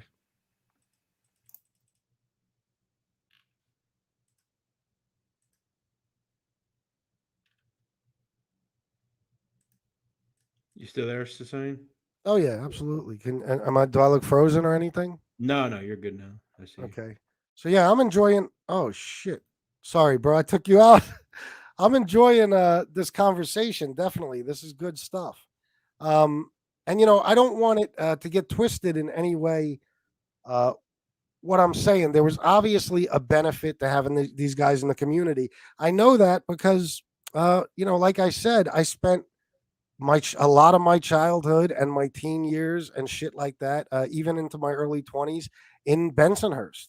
So, and I knew everybody knew what Bensonhurst was all about. It's just that my only point of it is that all we ever talk about, it seems, is the good part, the fucking the appealing part, like of that life. And that's why it's good when we hear these stories from Sammy and Jimmy and people like that, because we hear how ugly it really fucking was. But even those guys, a lot of the time, don't want to talk about exactly how bad what they were doing actually was. You know what I Have mean? you let me ask you, have you ever seen this is a pretty new video on YouTube. Have you ever seen that guy? I think his name is I want to say his name's Joe Pomp something. He goes around to like different communities and like interviews people in them. Have you ever seen that, Sicilian? No. So he went to this neighborhood in New York, this Italian neighborhood, and he talked to like different people that were from there, and they raved about how great it was back then and how they missed those days and how the neighborhood's so different now. And there's a guy in the chat talking about how he doesn't agree with the fact that they didn't like it. And of course, I don't think they loved paying it, but I think they understood it. I often said, and I think RJ, I told you about this. I kind of relate it to like an HOA fee where like you don't really want to pay it, but it's just like the cost of doing business. You might live in a little bit nicer neighborhood or you know what I'm saying? Like, it's just kind of the cost of doing business. Yeah, I suppose. Let's take another thing, for Yeah, example. Will I Way behind. Go ahead, RJ. I don't know. Okay, if I'm behind, I don't know what's causing it. I switched locations in my house, but go ahead. I'm listening. What about drugs, for example? What do you think? As far as the old myth that the mob kept the drugs out of the neighborhood, and as we found out through time, it was the mob putting them there. I mean, that's a fact.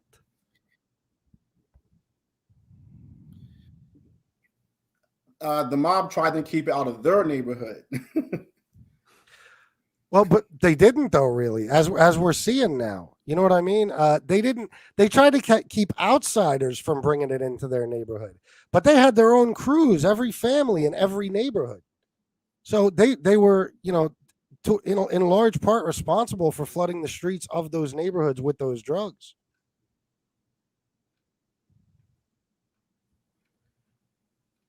Yeah, no, that's true. I mean, that's the one thing that they always did that, and no one wants to admit it. You talk to any former guy, any former mob guy, everyone, even in the autobiographies, even Joe Bonanno said, I was never involved in any drugs, and no one in my family was. And freaking, his underboss was the biggest, drug dealer out of all 5 families. Lucky Luciano, all those guys all claim. I think even Sammy said he was never involved in drugs, and like the mob always says, we were never involved in drugs, but they absolutely were, big time. Yeah, I mean, without a doubt, you find out all these things, and and it's been proven. Just to use Jimmy again, because he's one of the people on here telling his stories. We don't have to just take his word for it. You can look back through why the Bath Avenue crew got busted, and a lot of those guys got taken down all at the same time was because they were running a huge fucking crack ring, and it's common knowledge. Shit. All right, well, we already spoke about that, Jeff. I don't know. Yeah, no, you're totally right. I mean, look, the Bonanno crime family, someone's talking about. I mean, and Jimmy was connected to them people. I mean, they'd always been involved with drugs. I mean, Carmine Galante was a gigantic drug dealer. I mean, fucking pizza connection. yeah, a lot of people. I mean, a lot of people don't realize this as well. Like, you ever hear heard about Corallo talking about we don't sell fucking junk, all that kind of shit. Yeah. I mean, when Corallo was a kid, he sold heroin. I mean, he was a big heroin dealer. So like. Again, I think he probably wised up and stopped doing it. But I mean, Quiet Dom Cirillo, who was Gigante's guy, he was a big drug dealer. I mean, they definitely sold drugs. And you're right. The street pushers were the farm teams, the Bath Avenue crew, the Mikey DeRosas. They were the ones moving the drugs on the street. Yeah, I'll give you an example. Like, I've heard a lot of civilians say shit like when they hear the name John Gotti or any of the bigger mob guys, they automatically kind of cringe and they just instantly look at them as bad people. Me as a street guy and from my silly ass life that I lived, I saw these guys as heroes. And that's what it's about, kind of like what you were getting at a minute ago, Jeff, is like the clean image of it. That's set forth. It's almost like a marketing strategy. Like they got a PR person out there. Oh, we kept the drugs out of these neighborhoods. We never got involved with drugs. And then you grow up a little bit. You start to look at things through a regular person's eyes, and you're like, wait a minute. Everything in history tells us different.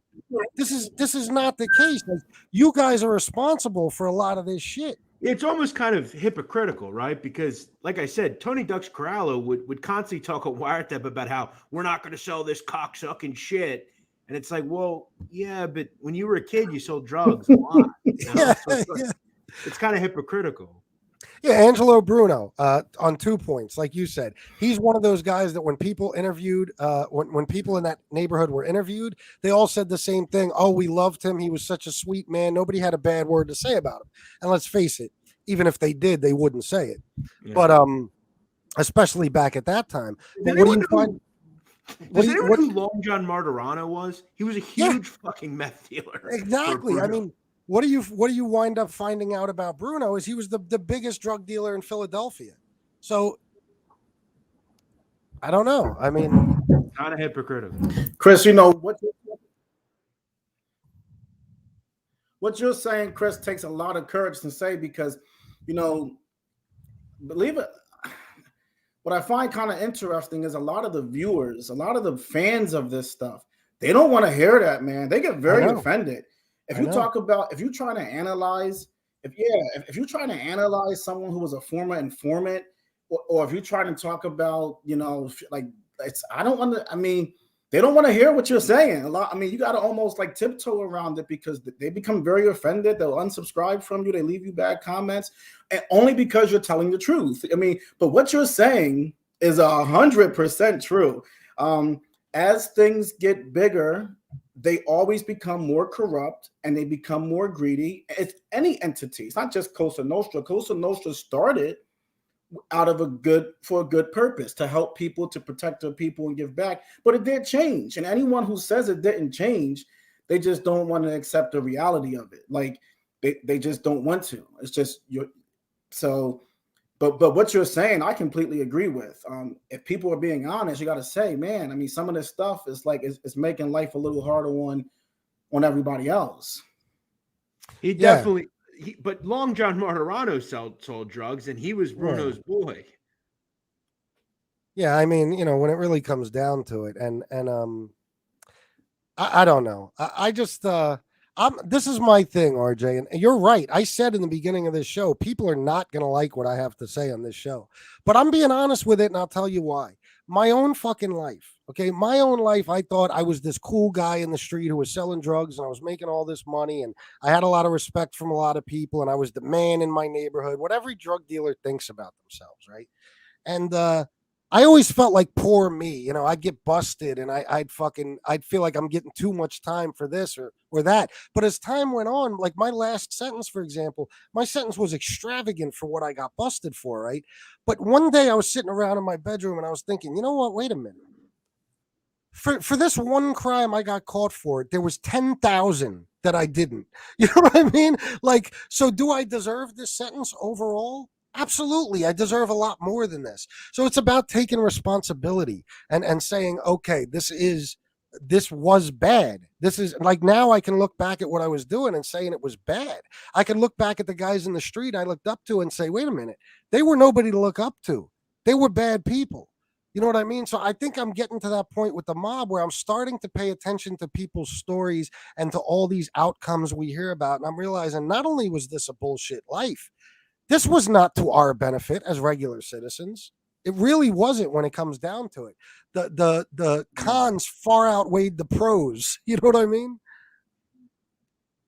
That's just my opinion. Bro, everybody in that life, a lot of those guys, they want your life now.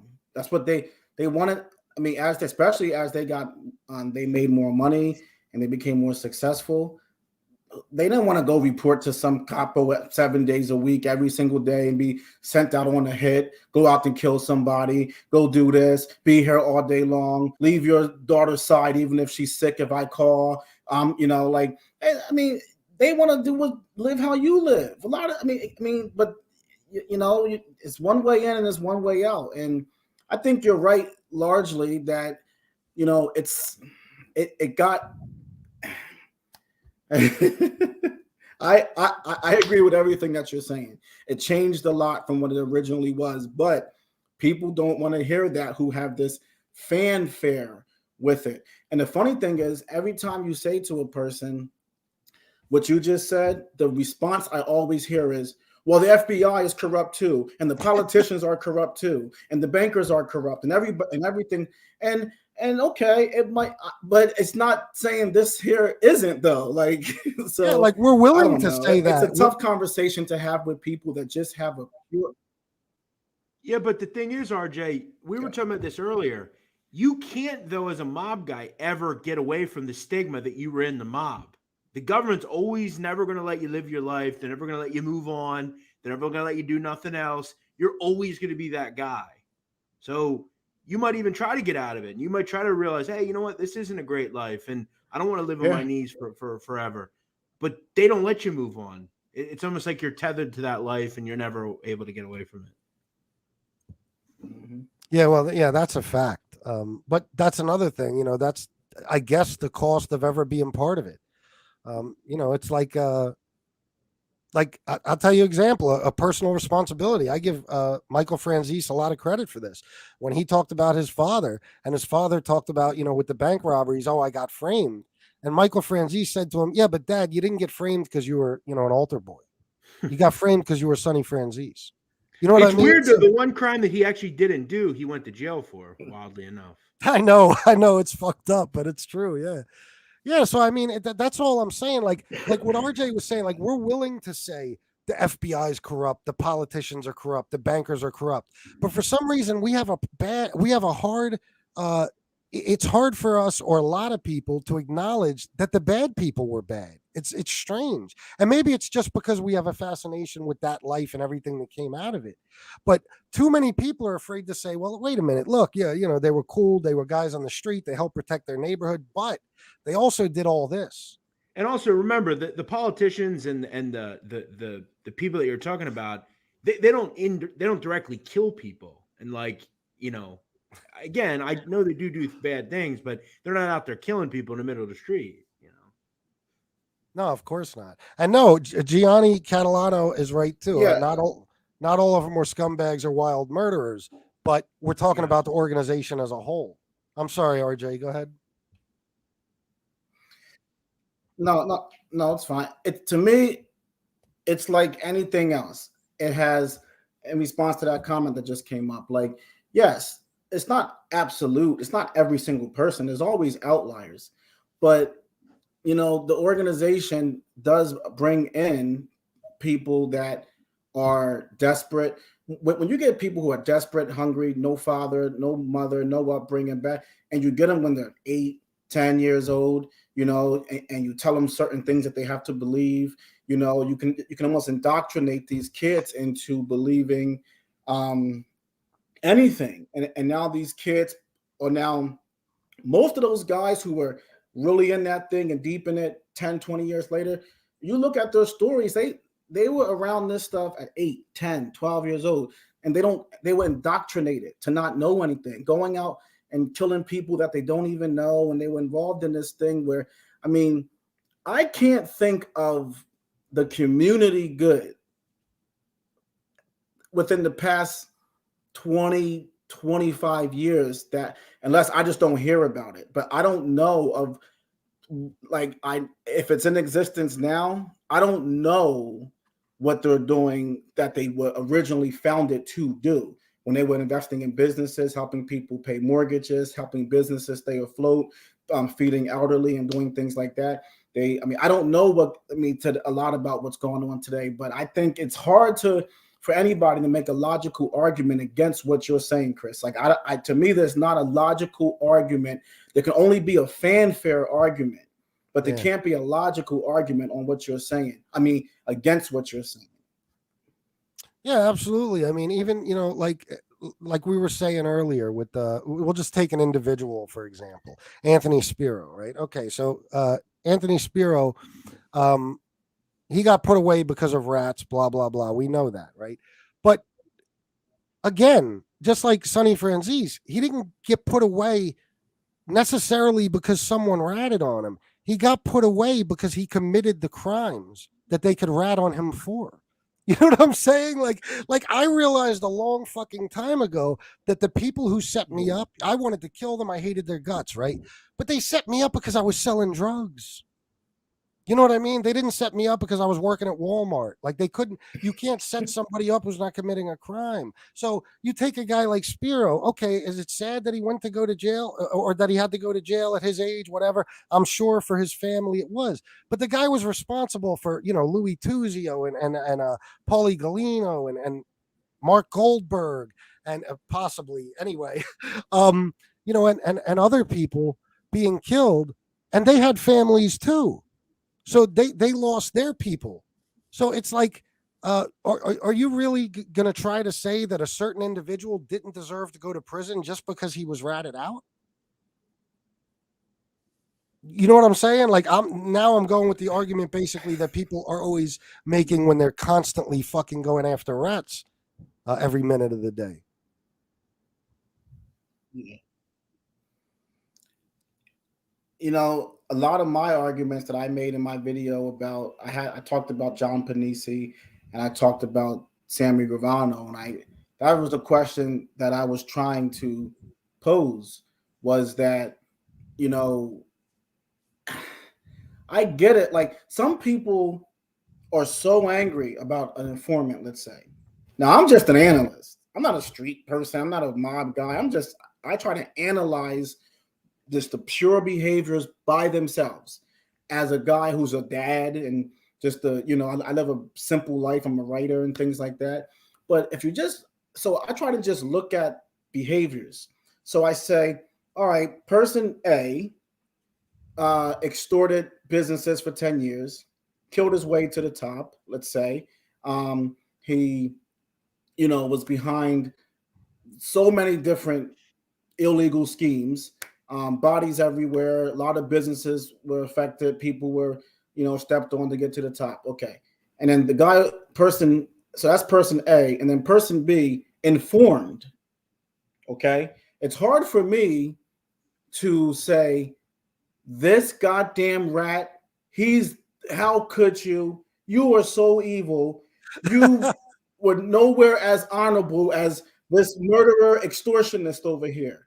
Like, I mean, now if you're in that life, maybe you have a different mindset that I can't relate to. But I'm saying sometimes when I hear some of these arguments where people, they're angry that the murderer, extortionist,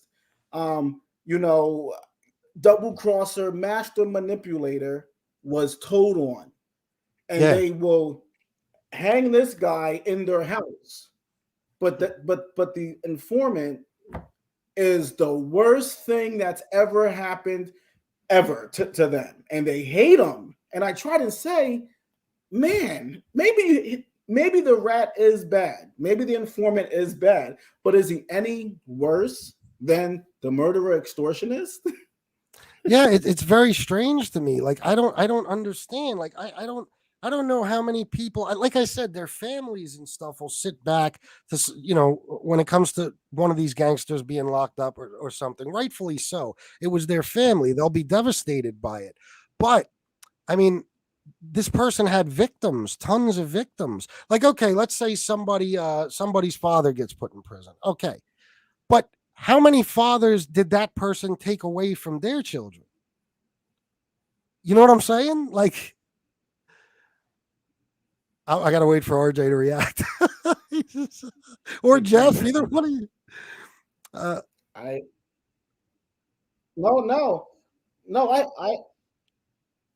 was trying to give Jeff a chance to speak because he hasn't. No, he hasn't been saying much. About all this. I'm thinking about all this. Yeah. I just, that's the way I look at it, and I'm not trying to justify anything. I'll never believe in being, everybody's family. Go ahead. Everybody's families are being affected. Everybody's having people who are being affected. Not just the guy who's told on, the guy who, it's the whole life. There's people that's being affected, and we get married to these one guys that we really like, and it's hard to really talk to get through to somebody and get them to see it on a broader way. So I don't really even take the debates anymore. I think the problem that when you talk about the murder extortionist, they're obviously a bad person, but the other person that became the informant, he's also a murderer and extortionist and did all this thing. Plus, on top of it, he went against his oath and betrayed his friend. Absolutely. So I get that, but I also will agree that they're all bad people at the end of the day. We have this romanticism that, and again, through movies and, again, I've talked about, I know you're a big Frank Costello guy, RJ. You talk about him a lot. Like that regal time in the mob was fascinating. The men in the dark suits with the fedoras, like that's fascinating. We see a John Gotti who was so dapper and he was good looking and he dressed well and he had a charisma to him. We almost think they're almost just like, they're not mobsters, but they were. And I don't know why we like these people. I find myself, and I know you've seen it, RJ. I watch Gomorrah, right? Gomorrah, which like Ciro Di Marzio is one of the most vile people on the face of the planet. But there are times where I'll watch the show and I'll be like, I feel bad for him, or I like, why do I feel bad for these kind of people? Yeah. Well, it's the weird thing about I think that we. Go ahead, RJ. I think we feel bad for them in a way because we see in those guys what those guys are is what we wish we could be, but we don't do it because of the consequence that comes. So we see people who are like going up against the system, challenging the man, going up against the, and they do it with a suit on. They do it brash. John Gotti, no one knew him. You just saw a good-looking man in a suit who wasn't afraid of the system. And most of us are tired of, like, we go to work every day. We deal with a boss that we fucking hate. Most of our life is having to take orders. You go to school, they say, raise your hand before you talk. If you want to use the bathroom, you have to ask. If you want to go to a fucking bathroom break at work, you have to ask permission. You get told when you can eat. You get told when you can take a break. Our whole life has so much order and structure and people who are a little more powerful than us telling us what to do. And then we see these guys who get dressed up nice and they say, I do what I want to do, how I want to do it, when I want to do it, and I'm proud of myself for being what I am. And the egotistical, the boastful, the risk takers. And I think in a way we see, man, that's how I wish I could be. Like, and I think it's like the subconscious mind that kind of feels like attracted to it. Yeah, I don't think there's many, at least Americans, who haven't fantasized about what it would be like to be in that position, to be one of those guys, right? But it's just that, you know what I mean? There's no doubt about it. I had a fucking teacher tell me that once in high school. You know what I mean? That he used to dream about being that type of criminal and stuff, only because he knew he never had it in him to actually do it. You know what I'm saying? So there's regular people that are like that who would love to fucking to be in that position in life, to have the balls to live that lifestyle. The problem is it ends badly for a fucking reason. So everybody that's in it, like Jeff said, the rat's the bad guy. The guy that gets ratted on is the bad guy. They're all bad guys, but we forget that. I see people put these fucking guys that went to prison, like Jeff Nadu is brought up Anthony Spiro earlier, and we talked about him over and over. But they put him up on this pedestal, and they talk about how this poor man got sent to prison because somebody ratted on him. This was a horrible fucking human being. Another one, Nicky Scarfo. Do you think more people were devastated by him being locked up or by the crimes he committed before he was locked up?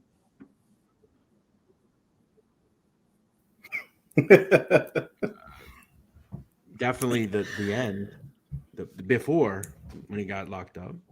Yeah, I mean, the crimes, right? The crimes were more devastating than this guy. Who the fuck was really sad that Nicky Scarfo finally went to prison? The streets are better off without him. You know what I mean? So it's like, I know that horse was happy about it. Yeah, that fucking horse pushed a horse off a cliff. Wait for RJ. Hey guys, well, so listen, I'm tired of being so delayed, so I'm gonna cut out of here. But yeah, good seeing what I you, want bro. to say is, the reality of the whole, yeah, but the reality of the whole thing is life is easier if you just live doing the right thing. That's just the reality Yeah. of life. That you do the right thing, life's a lot easier to live. When you sit around and you're bullshitting and you're trying to take shortcuts and you're trying to find a easy way to get to a reward, you end up jammed up. So there's no reward without work. That's just the nature of this life. It doesn't matter if you're doing, no matter what you're doing, it's better to just live doing the right thing because it is no example really. There is no example of this stuff that ends up well for people. It just ruins lives. It destroys people's families. So, and that's the reality of it. And one of my favorite things that I loved in the Bronx Tale was that one scene when Sonny's saying, "Your dad's the tough guy. It don't take much strength to pull the trigger, but try to get up every day, day after day, and go to work 40 hours a week, taking care of your family. That's a tough guy. Your dad's the tough guy. A guy that takes a gun and pulls the trigger, he ain't the tough guy. That don't take no strength. It don't take no effort just to." That's why I kind of get upset sometimes when I see these guys on, talking about they think they're tough because they hit somebody or they hit someone with a bat or they shot somebody. There's nothing in my mind. It's so much harder to be a dad and to raise a daughter that's going to get a period one day. You got to talk to her about how to handle this, and a daughter that's going to date one day and do it for 18 years and to go to work and deal with a boss that you don't like, but you do it because you want to feed your family. That's hard stuff. That's very, very hard. It's hard to do the right thing. And a lot of people just don't, I look at that as a tough guy, good father, good provider, a person who does the right thing. That's how I see, that's a good guy to me. So That's why I always, that life's never going to pay off for anybody, really. It's only a matter of time before they catch you. that's why I always thought the Bronx Tale was a great film, man, because it had that devil and the angel kind of, you had Sonny on one side, they try to tell C to do the right thing, but he was still in the bad life, and you had the father. Yeah, you're totally right. I couldn't agree more. Very eloquent, man. Well said. Absolutely, yeah. Well, hey guys, I love you both. I'm proud that you guys are my friends. Let's keep in touch. We don't live Yeah. that far, the three of us. Maybe the three of us can get together, have a dinner or something. Definitely. You guys are both good guys. I think you guys are both gentlemen. I'm glad that I got to meet both of you guys. So, definitely. Amen. Have a good So trip, this damn, RJ. I don't Be know safe. what the hell caused this delay. My computer, I don't even know. All right. Yeah, man. Have a good trip, and thank you for coming on, bro. I really appreciate it. All right, bro.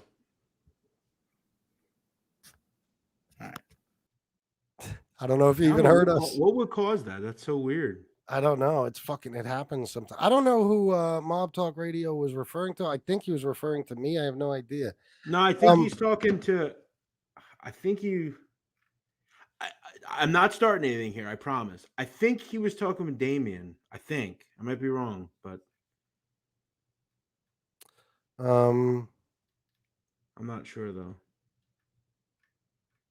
I could be off on that. the real Big Willie says FBS is a great guy, was a dope peddler, but not a through and through street guy. He dealt with them because he peddled junk, but you don't talk, act, or think like. I think he meant to say us. I love you, bro. No disrespect. That's that. Well, I don't know. Oh, okay. I see what Jeff Canarsi's. Okay. Yes, of course, Jeff. I see what. Hold on. Hey, I want to shout out to a good friend of mine. He's watching your show right now, Sicilian. He said he hasn't ever watched before. Shout out to my guy Christian watching the show right now. South Philly guy. Good to see you, brother. Hope you're doing well. He likes your show, Sicilian. Who? A friend of mine. He went over to somebody's house and they were watching the stream, and he sent it to me. He's like, I didn't know you did this. He's like, I like the show. So. Oh, all right. That's what's up, man. Tell him I said thank you. Let me drop the link right here. Who you dropping it for? Because I will admit I got to do a sports show here in a few, so maybe he Canarsie. can. Yeah, well, perfect. He can take you. He can take you. I don't want to just think I'm dropping out because of him, but No. If few you got to minutes. go, it's cool. Yeah. You got to leave? Yeah, 5 minutes or so. All right. So, yeah, I know Real Big Willie. I don't know exactly who you are, so I don't know what you mean by don't act or think like. I guess you meant to say us. But listen, I don't know who you are, what you do, or what I don't act like. But I'm not even going to knock you for what you're saying because I don't know. I know who I am. I don't know who you are. But I can say that I never claimed to be involved with the mob in any fucking way. I'm speaking off of things I've heard and read and people I've talked to. But I know enough about how street guys conduct themselves, and I know enough about, as far as what I'm getting to, personal responsibility, bro. So as far as don't talk, act, or think like, I honestly wish you'd come on and explain.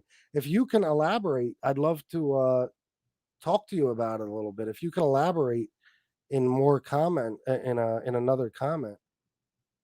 Um, I'm not sure what Okay. you mean. Let's see. Jeff, who is your favorite consigliere in New York City? Uh, that's a good question. I agree with Bay Eighth. He mentioned Bobby Manna. I would probably say Bobby Manna from the Genovese family. I always thought he was a good one.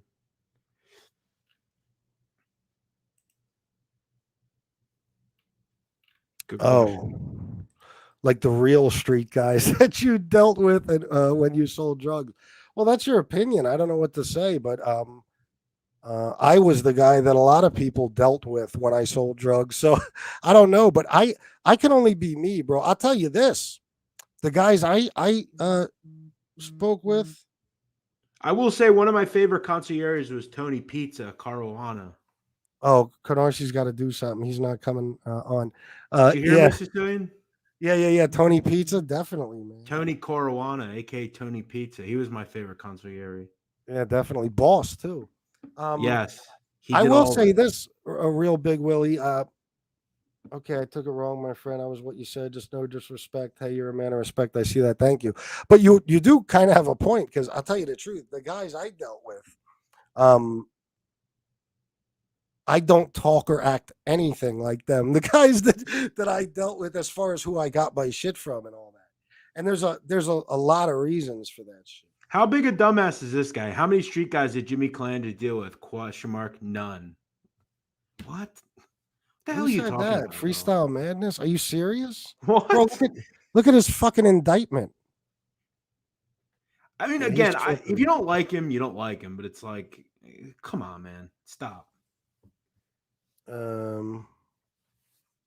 Yeah, no, yeah, but no, I definitely always I went out of my way to act differently, and I still do. I don't talk with the fucking the slang and the silly accent and act like a lot of those guys act, whether it was natural or put on.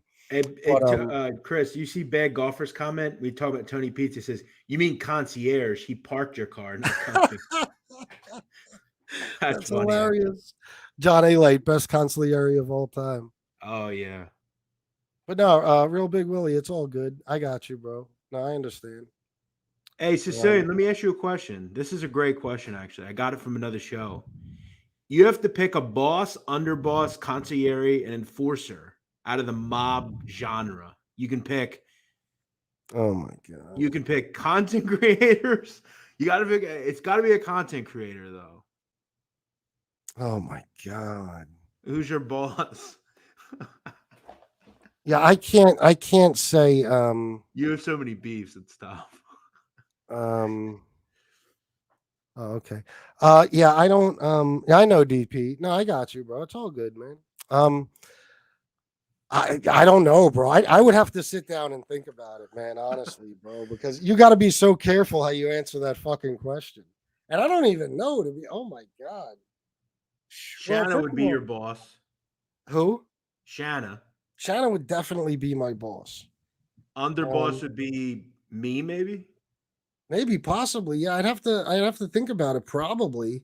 You or RJ. One of you would be the Oh yes, underboss, and one of RJ's a you good would be the one. consigliere. But RJ would be concierge. Yeah, yeah.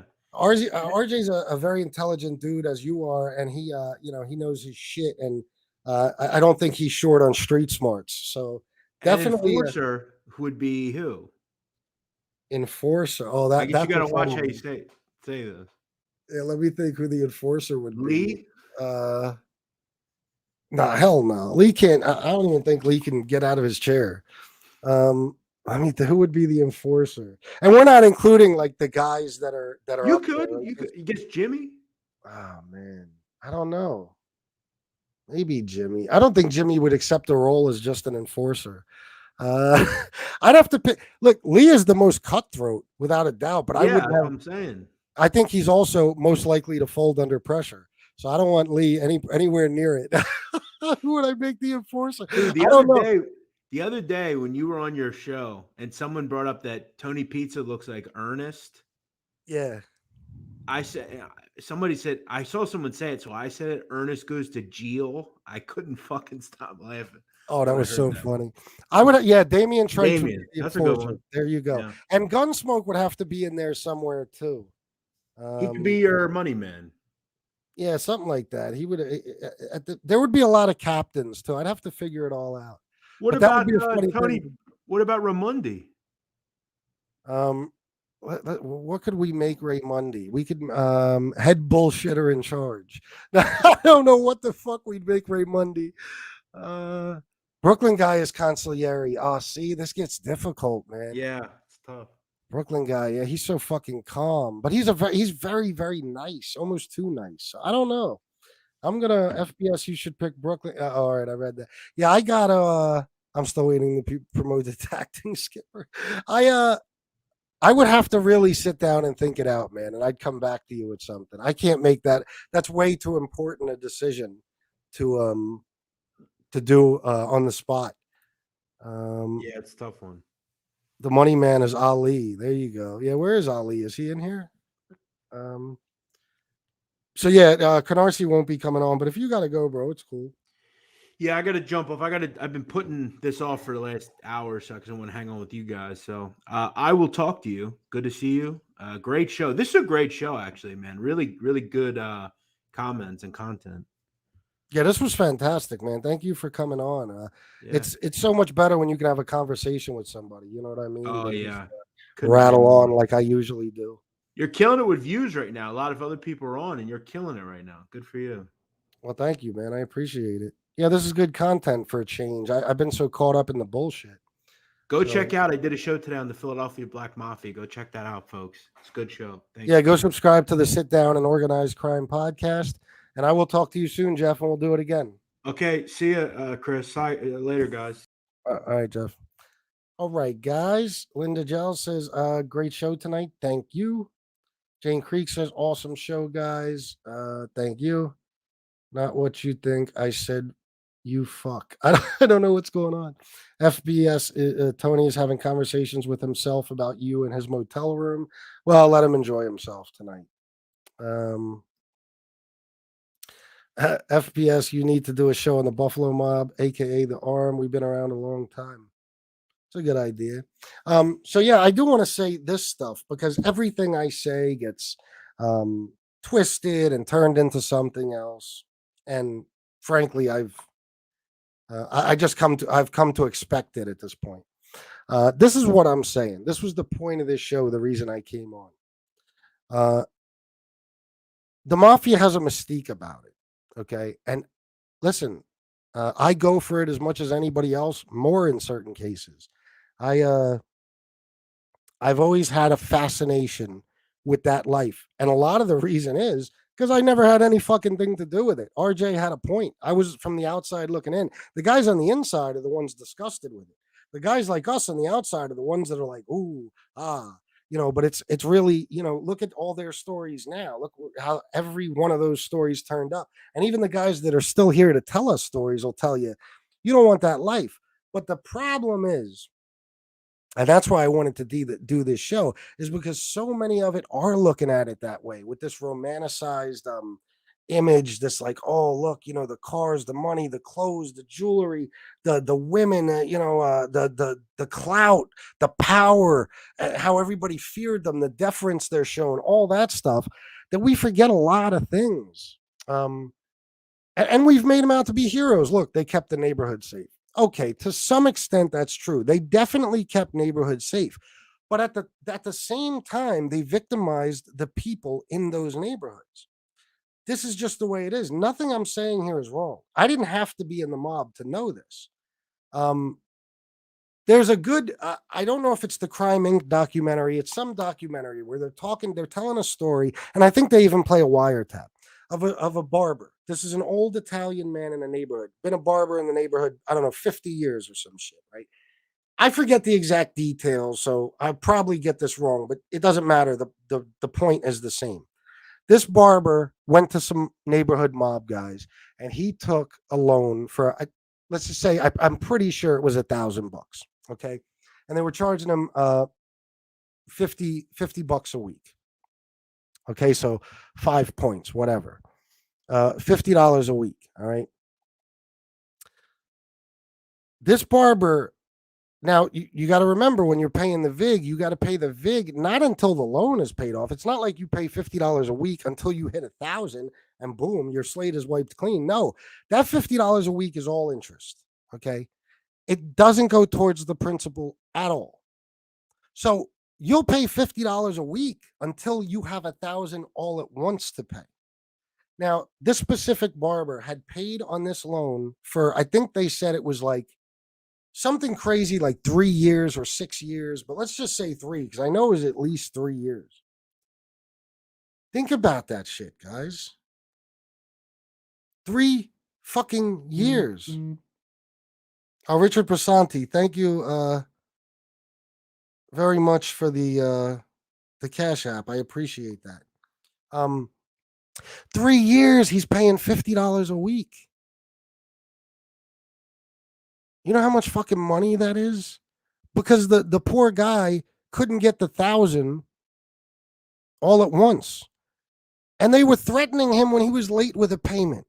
All right, this is an old man, a barber from the neighborhood, an old Italian man. And that's $7,800 over a 3-year period.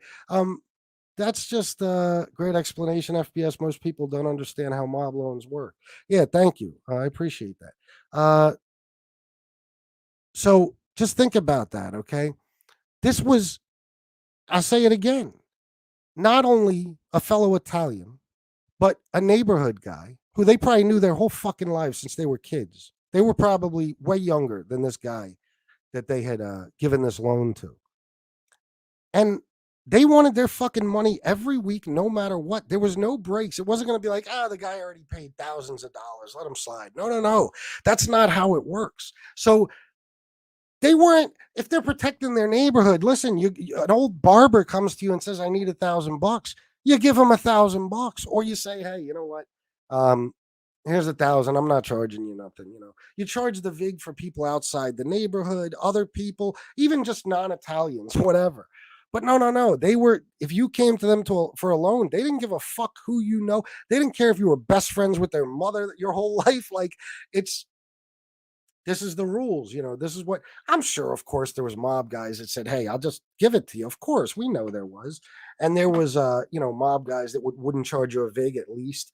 But this is how a lot of it operates. This is how they make the money. So their bread and butter is coming off of their own. It's coming from their own people. And that fucking bothers me.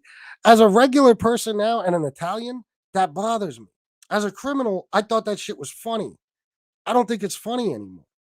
So I just taught myself, and I guess I got old enough where I'm to the point where I look at all sides now, and I'm like, wait a fucking like, yeah, Jeff has a point, and RJ, yeah, maybe they were to some extent the business owners and shit happy to pay that protection money. But you got to remember, even if they were okay with paying it, they had to pay it. It wasn't their choice. And the people they were being protected from are the very people they're paying for protection. They kept outside drug dealers out. But as we know now from a lot of stories. I mentioned Jimmy a lot, but I'm not just talking about Jimmy. Look at any fucking mob family out there, that they flooded the streets with the drugs, and they had associates and kids selling those drugs on the streets for them. Yeah, they were the wholesalers, like Jeff said, or maybe it was RJ that said it. Absolutely, there wasn't no fucking made guy dealing on the corner. No, but that's why they had crews like the Bath Avenue crew, the Giannini crew, the New Springville boys, people like that pushing the drugs. So you got to look at all the sides of it. Yeah, were there some good things about the mob? Sure. Were they an organization similar to the government that was originally started to protect their own people? Absolutely. But it, like everything else, because of greed and yeah, there you go. Absolutely, you can lend him the money, no interest, but he owes you a favor. Exactly. See, that's the thing. So because of greed and things like that, things changed over the years. Things got twisted. Whatever, they turned into what they turned into.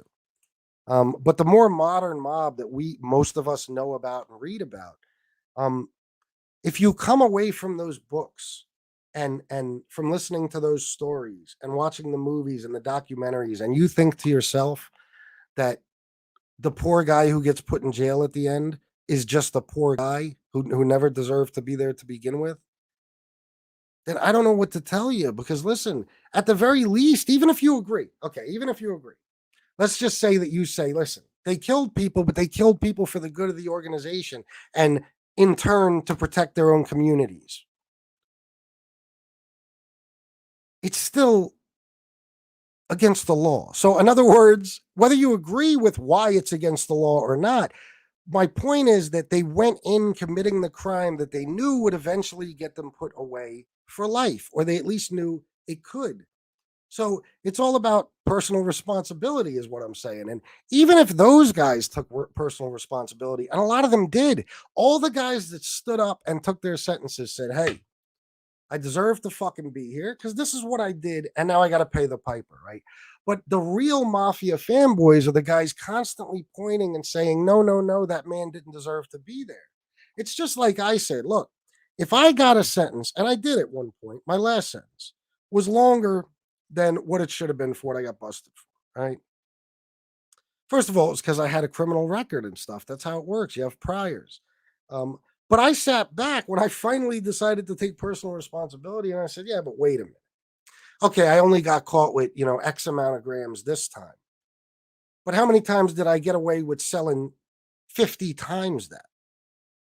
So do I deserve the sentence? Yes. Do I deserve it for this charge? Maybe not. But do you bitch and moan, or what do? You become a rat? No. You say, okay, listen, I played the fucking game and I lost. Do I deserve the sentence I got? No. But I chose to be a criminal in the first fucking place. So, yeah, I hate the motherfucker that set me up. I hate that they did the police's work for them. I can't stand that shit. But I started to really hate my fucking self because I was ultimately the one responsible for my own incarceration and all that shit. So when we look at these mob guys, we got to look at them the same. We got to say, listen, man, these guys were no fucking saints. They were gangsters. And they couldn't have done what they did without being gangsters, without being killers, and no, not all mob guys are killers. We know that. But like I said, we're talking about an overall look at the organization and what generally needs to be done in order to keep that organization running. So I guess my point is that if we're looking at them as this good force in their communities and this these individual gangsters as people that we needed and were better off having around, then make sure you look at all the stuff they did. Don't just look at they protected the community. Look at everything else they did. And when it really comes down to it, in their own community, ask yourself if you think they did more harm than good. Because when it really comes down to it, is that even possible? I mean, we hear these guys talk about the farm teams, which were mainly mostly made up of kids, right?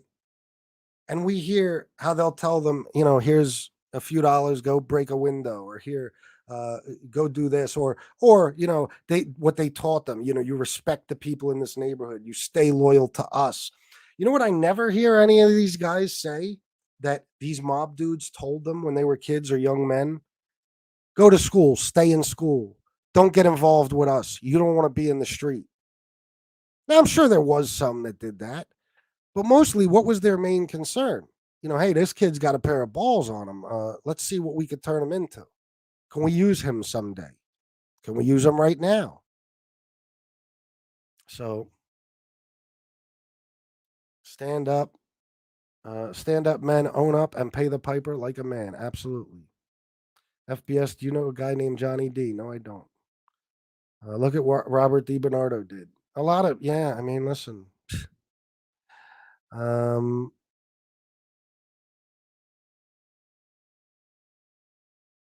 okay, I'm reading something else. So I guess that's the point I'm trying to get at. And in case anybody wonders, no, I never agree with ratting on anybody. I raised my kids not to rat, not to tattletale, whatever. Um, I never did it. And luckily for me, I walked away from the bullshit I was involved in so that I'll never be in a position where I have to make that choice or even, hopefully, never even face jail time ever again. But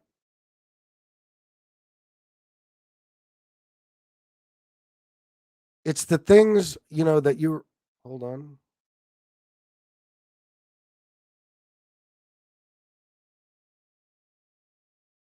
Okay. Um, but you know, for me, I got away from it and all that shit, and I'll never agree with ratting or telling. I certainly don't uh, discount that when it comes to anyone who made that decision. Of course, that's always going to be in the back of my mind. It will be with anybody. It's just being honest, saying that a person did this, this, or this. It is what it is. The reason I don't come on here raving and ranting anymore about hating all rats is because I just don't care anymore. I honestly don't. I'm telling you from the bottom of my heart, I really don't give a fuck. And let's be honest, 90% of the guys that are on the street, they don't give a fuck who's a rat as long as that rat didn't rat on them. Okay, how many people I met in jail and shit. I would tell them, watch out for that guy. He's a rat. I never ratted on me. That's what they would say. Um, Everything is watered down and diluted. It's not the same way it used to be. And I frankly just don't care anymore. I take people as individuals, and whatever they did, they did. I did all kinds of bad shit in my fucking life I'm not proud of. Luckily, I never did that. But I did enough that I don't need people judging me for every single fucking thing I did in a past life. So I'm not going to judge other people for what they did in theirs. And honestly, when it comes down to it, depending on who got put away, it was probably for the better anyway. So that's that. I'm going to read some comments and then I'm out. Thank you for being here. Still got 158 people. Smart kids you send to school so they can get a government job. There you go. I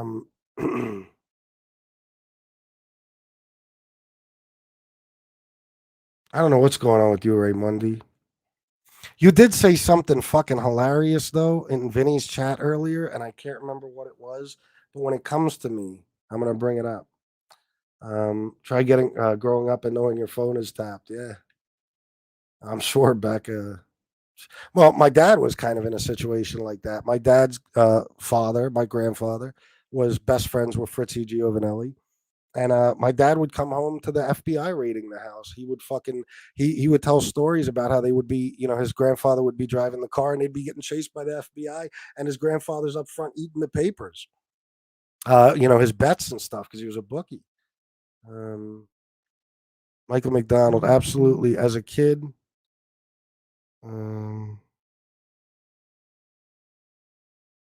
okay. As a kid, me and my brother got caught stealing at the mall with a buddy. My brother got punished longer because he ratted on our friend. I got 2 weeks. He got a month. There you go. I had to go to the school and flip out on a fucking teacher because she was trying to make my daughter the class tattletale. And I said, no, you're fucking not.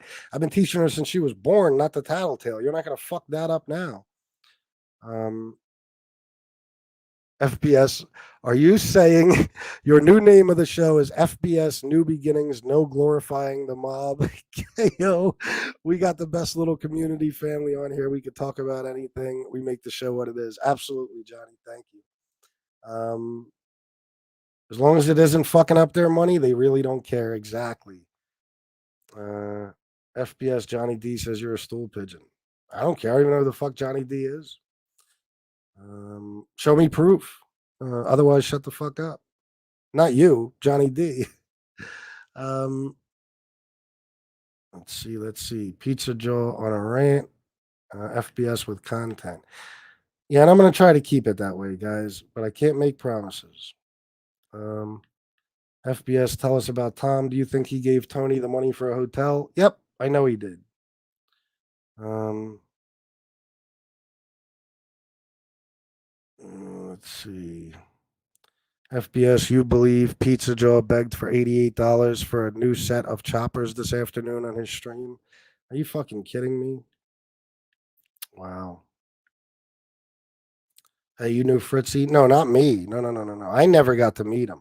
He was my grandfather's best friend. My father knew him and stuff, but he did some nice things for our family.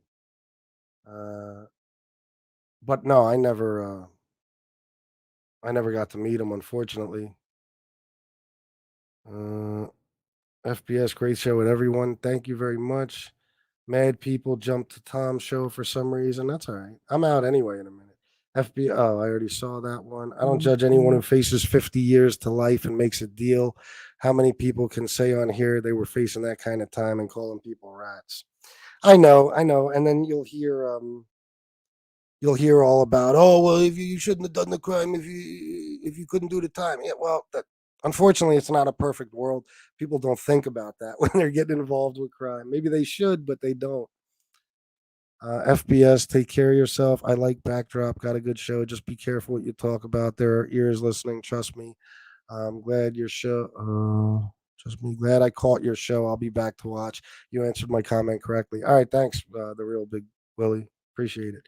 Sal Ami, 499. I believed it too.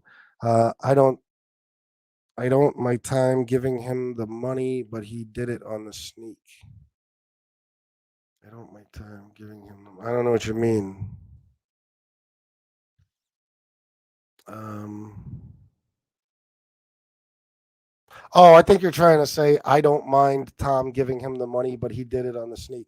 I mind him giving him the money, and I made that clear. Absolutely.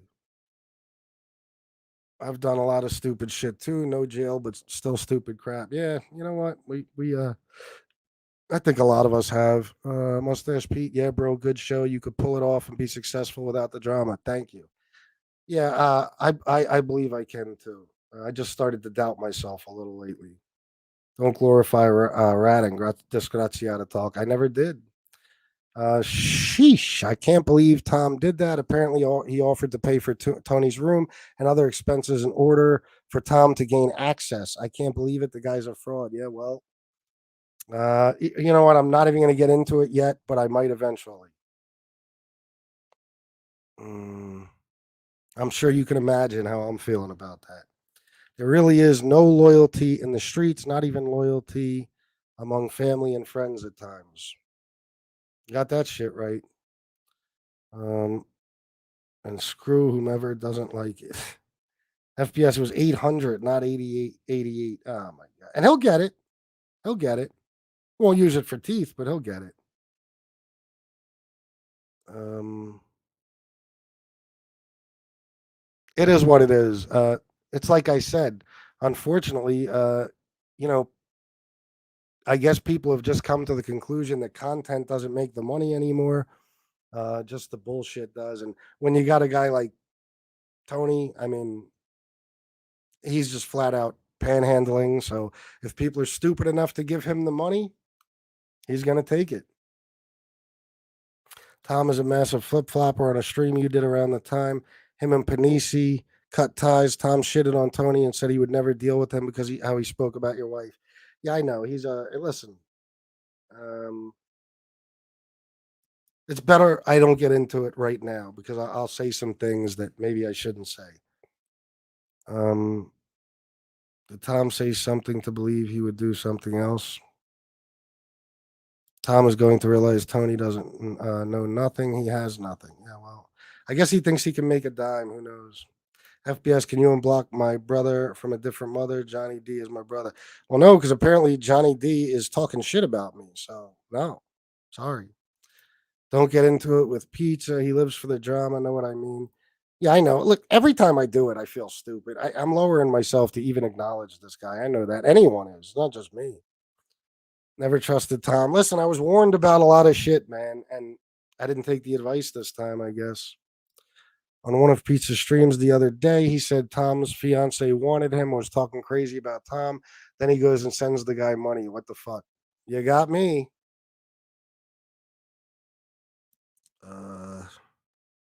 Cuzzo, great show. The streets are the streets. If you know, you know. We all have a family in the life. For me, 80s and 90s was my time. Respect, FBS. Thank you, man. Respect to you, too. FBS, don't feed into it. I'm trying not to. FBS, why you block people that disagree with you? I didn't block him, but if the dude's calling me a stool pigeon, he can go fuck himself, and I'm not going to unblock him. Sorry. Jimmy Klanger, a Bath Avenue story. I consider myself one of the smart ones. I got away from the shit.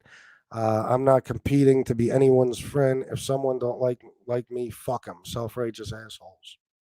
Yeah, exactly. And that's why I've said, and a lot of the reason I say what I say.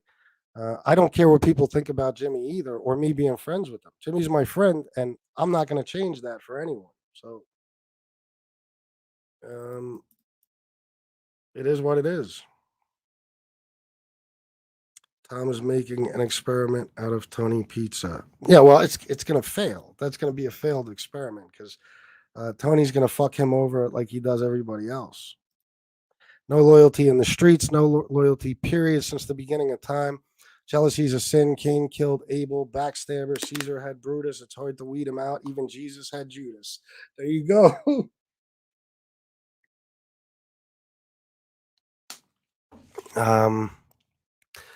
Let's see.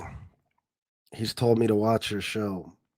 I don't know what to say, man. I guess I can unblock him, but if he's acting like a dick, they'll just block him again. I like how Tom tried to keep it quiet and Tony dimed him out. I said it last night on the show. I was like, boom, there you go. He just fucked him over. Because Tom didn't want anybody to know that. Any thoughts on MRE's show about Mob Show report earlier on FBS? Or earlier on FBS. All right, I got you. I don't know what's up with Mob Show Report. I think he even insulted me last night in his video.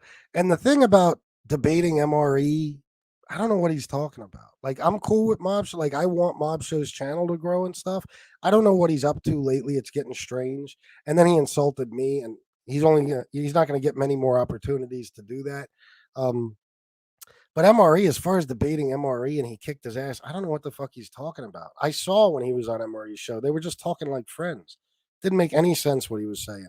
I don't know where he's coming from right now. Jimmy Klanger, has the fraud A-Light ever accepted your challenge?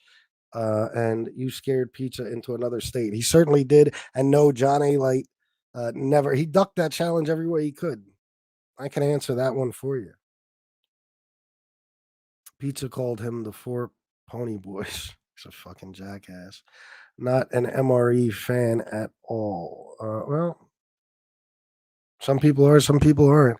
Who took care of Tony the Chooch twice? Me, not any of you. Go fungal. Is that a Scarface thing? He seemed like he was drunk during that stream he did. He was making absolutely no sense. Yeah, I don't know. That's why I said I don't know what's going on, and I don't want to comment on it just in case you know how I feel about all that. But I hope the dude's all right. I don't know. FPS Johnny D said he will apologize. I'll unblock the guy. I'll block him. You don't have to apologize. Where is Angel? Angel doesn't enter my chats anymore because Jimmy has a wrench in here, and what can I tell you? I won't be giving ultimatums, and I ain't taking away Jimmy's wrench. It's not the kind of guy I am. So it is what it is. I don't take ultimatums. And I don't screw over friends, not even for other friends. So, all right, guys. Yeah, I'm sure he does, Army Combat Medic. It's not a good person to be tied to, Tony Pizza, that's for sure. So, thank you guys. 164 people still, a 2.5 hour show. This was great content. Thank you, Jeff Nadu. Thank you, RJ Roger. You're the man, and I always enjoy having you on. I wish we didn't have that little technical difficulty where you were delayed, but you're always welcome to come back on, and we can do it again. Let's see. All right. So thanks for everything. Thanks for the super chats. If anybody would like to donate, my Cash App is in the description. I would appreciate it very much. It helps with my time and effort into these shows and makes it all worth it. So thanks again, guys. Thank you to the moderators. I love you all. Have a good night. Salute.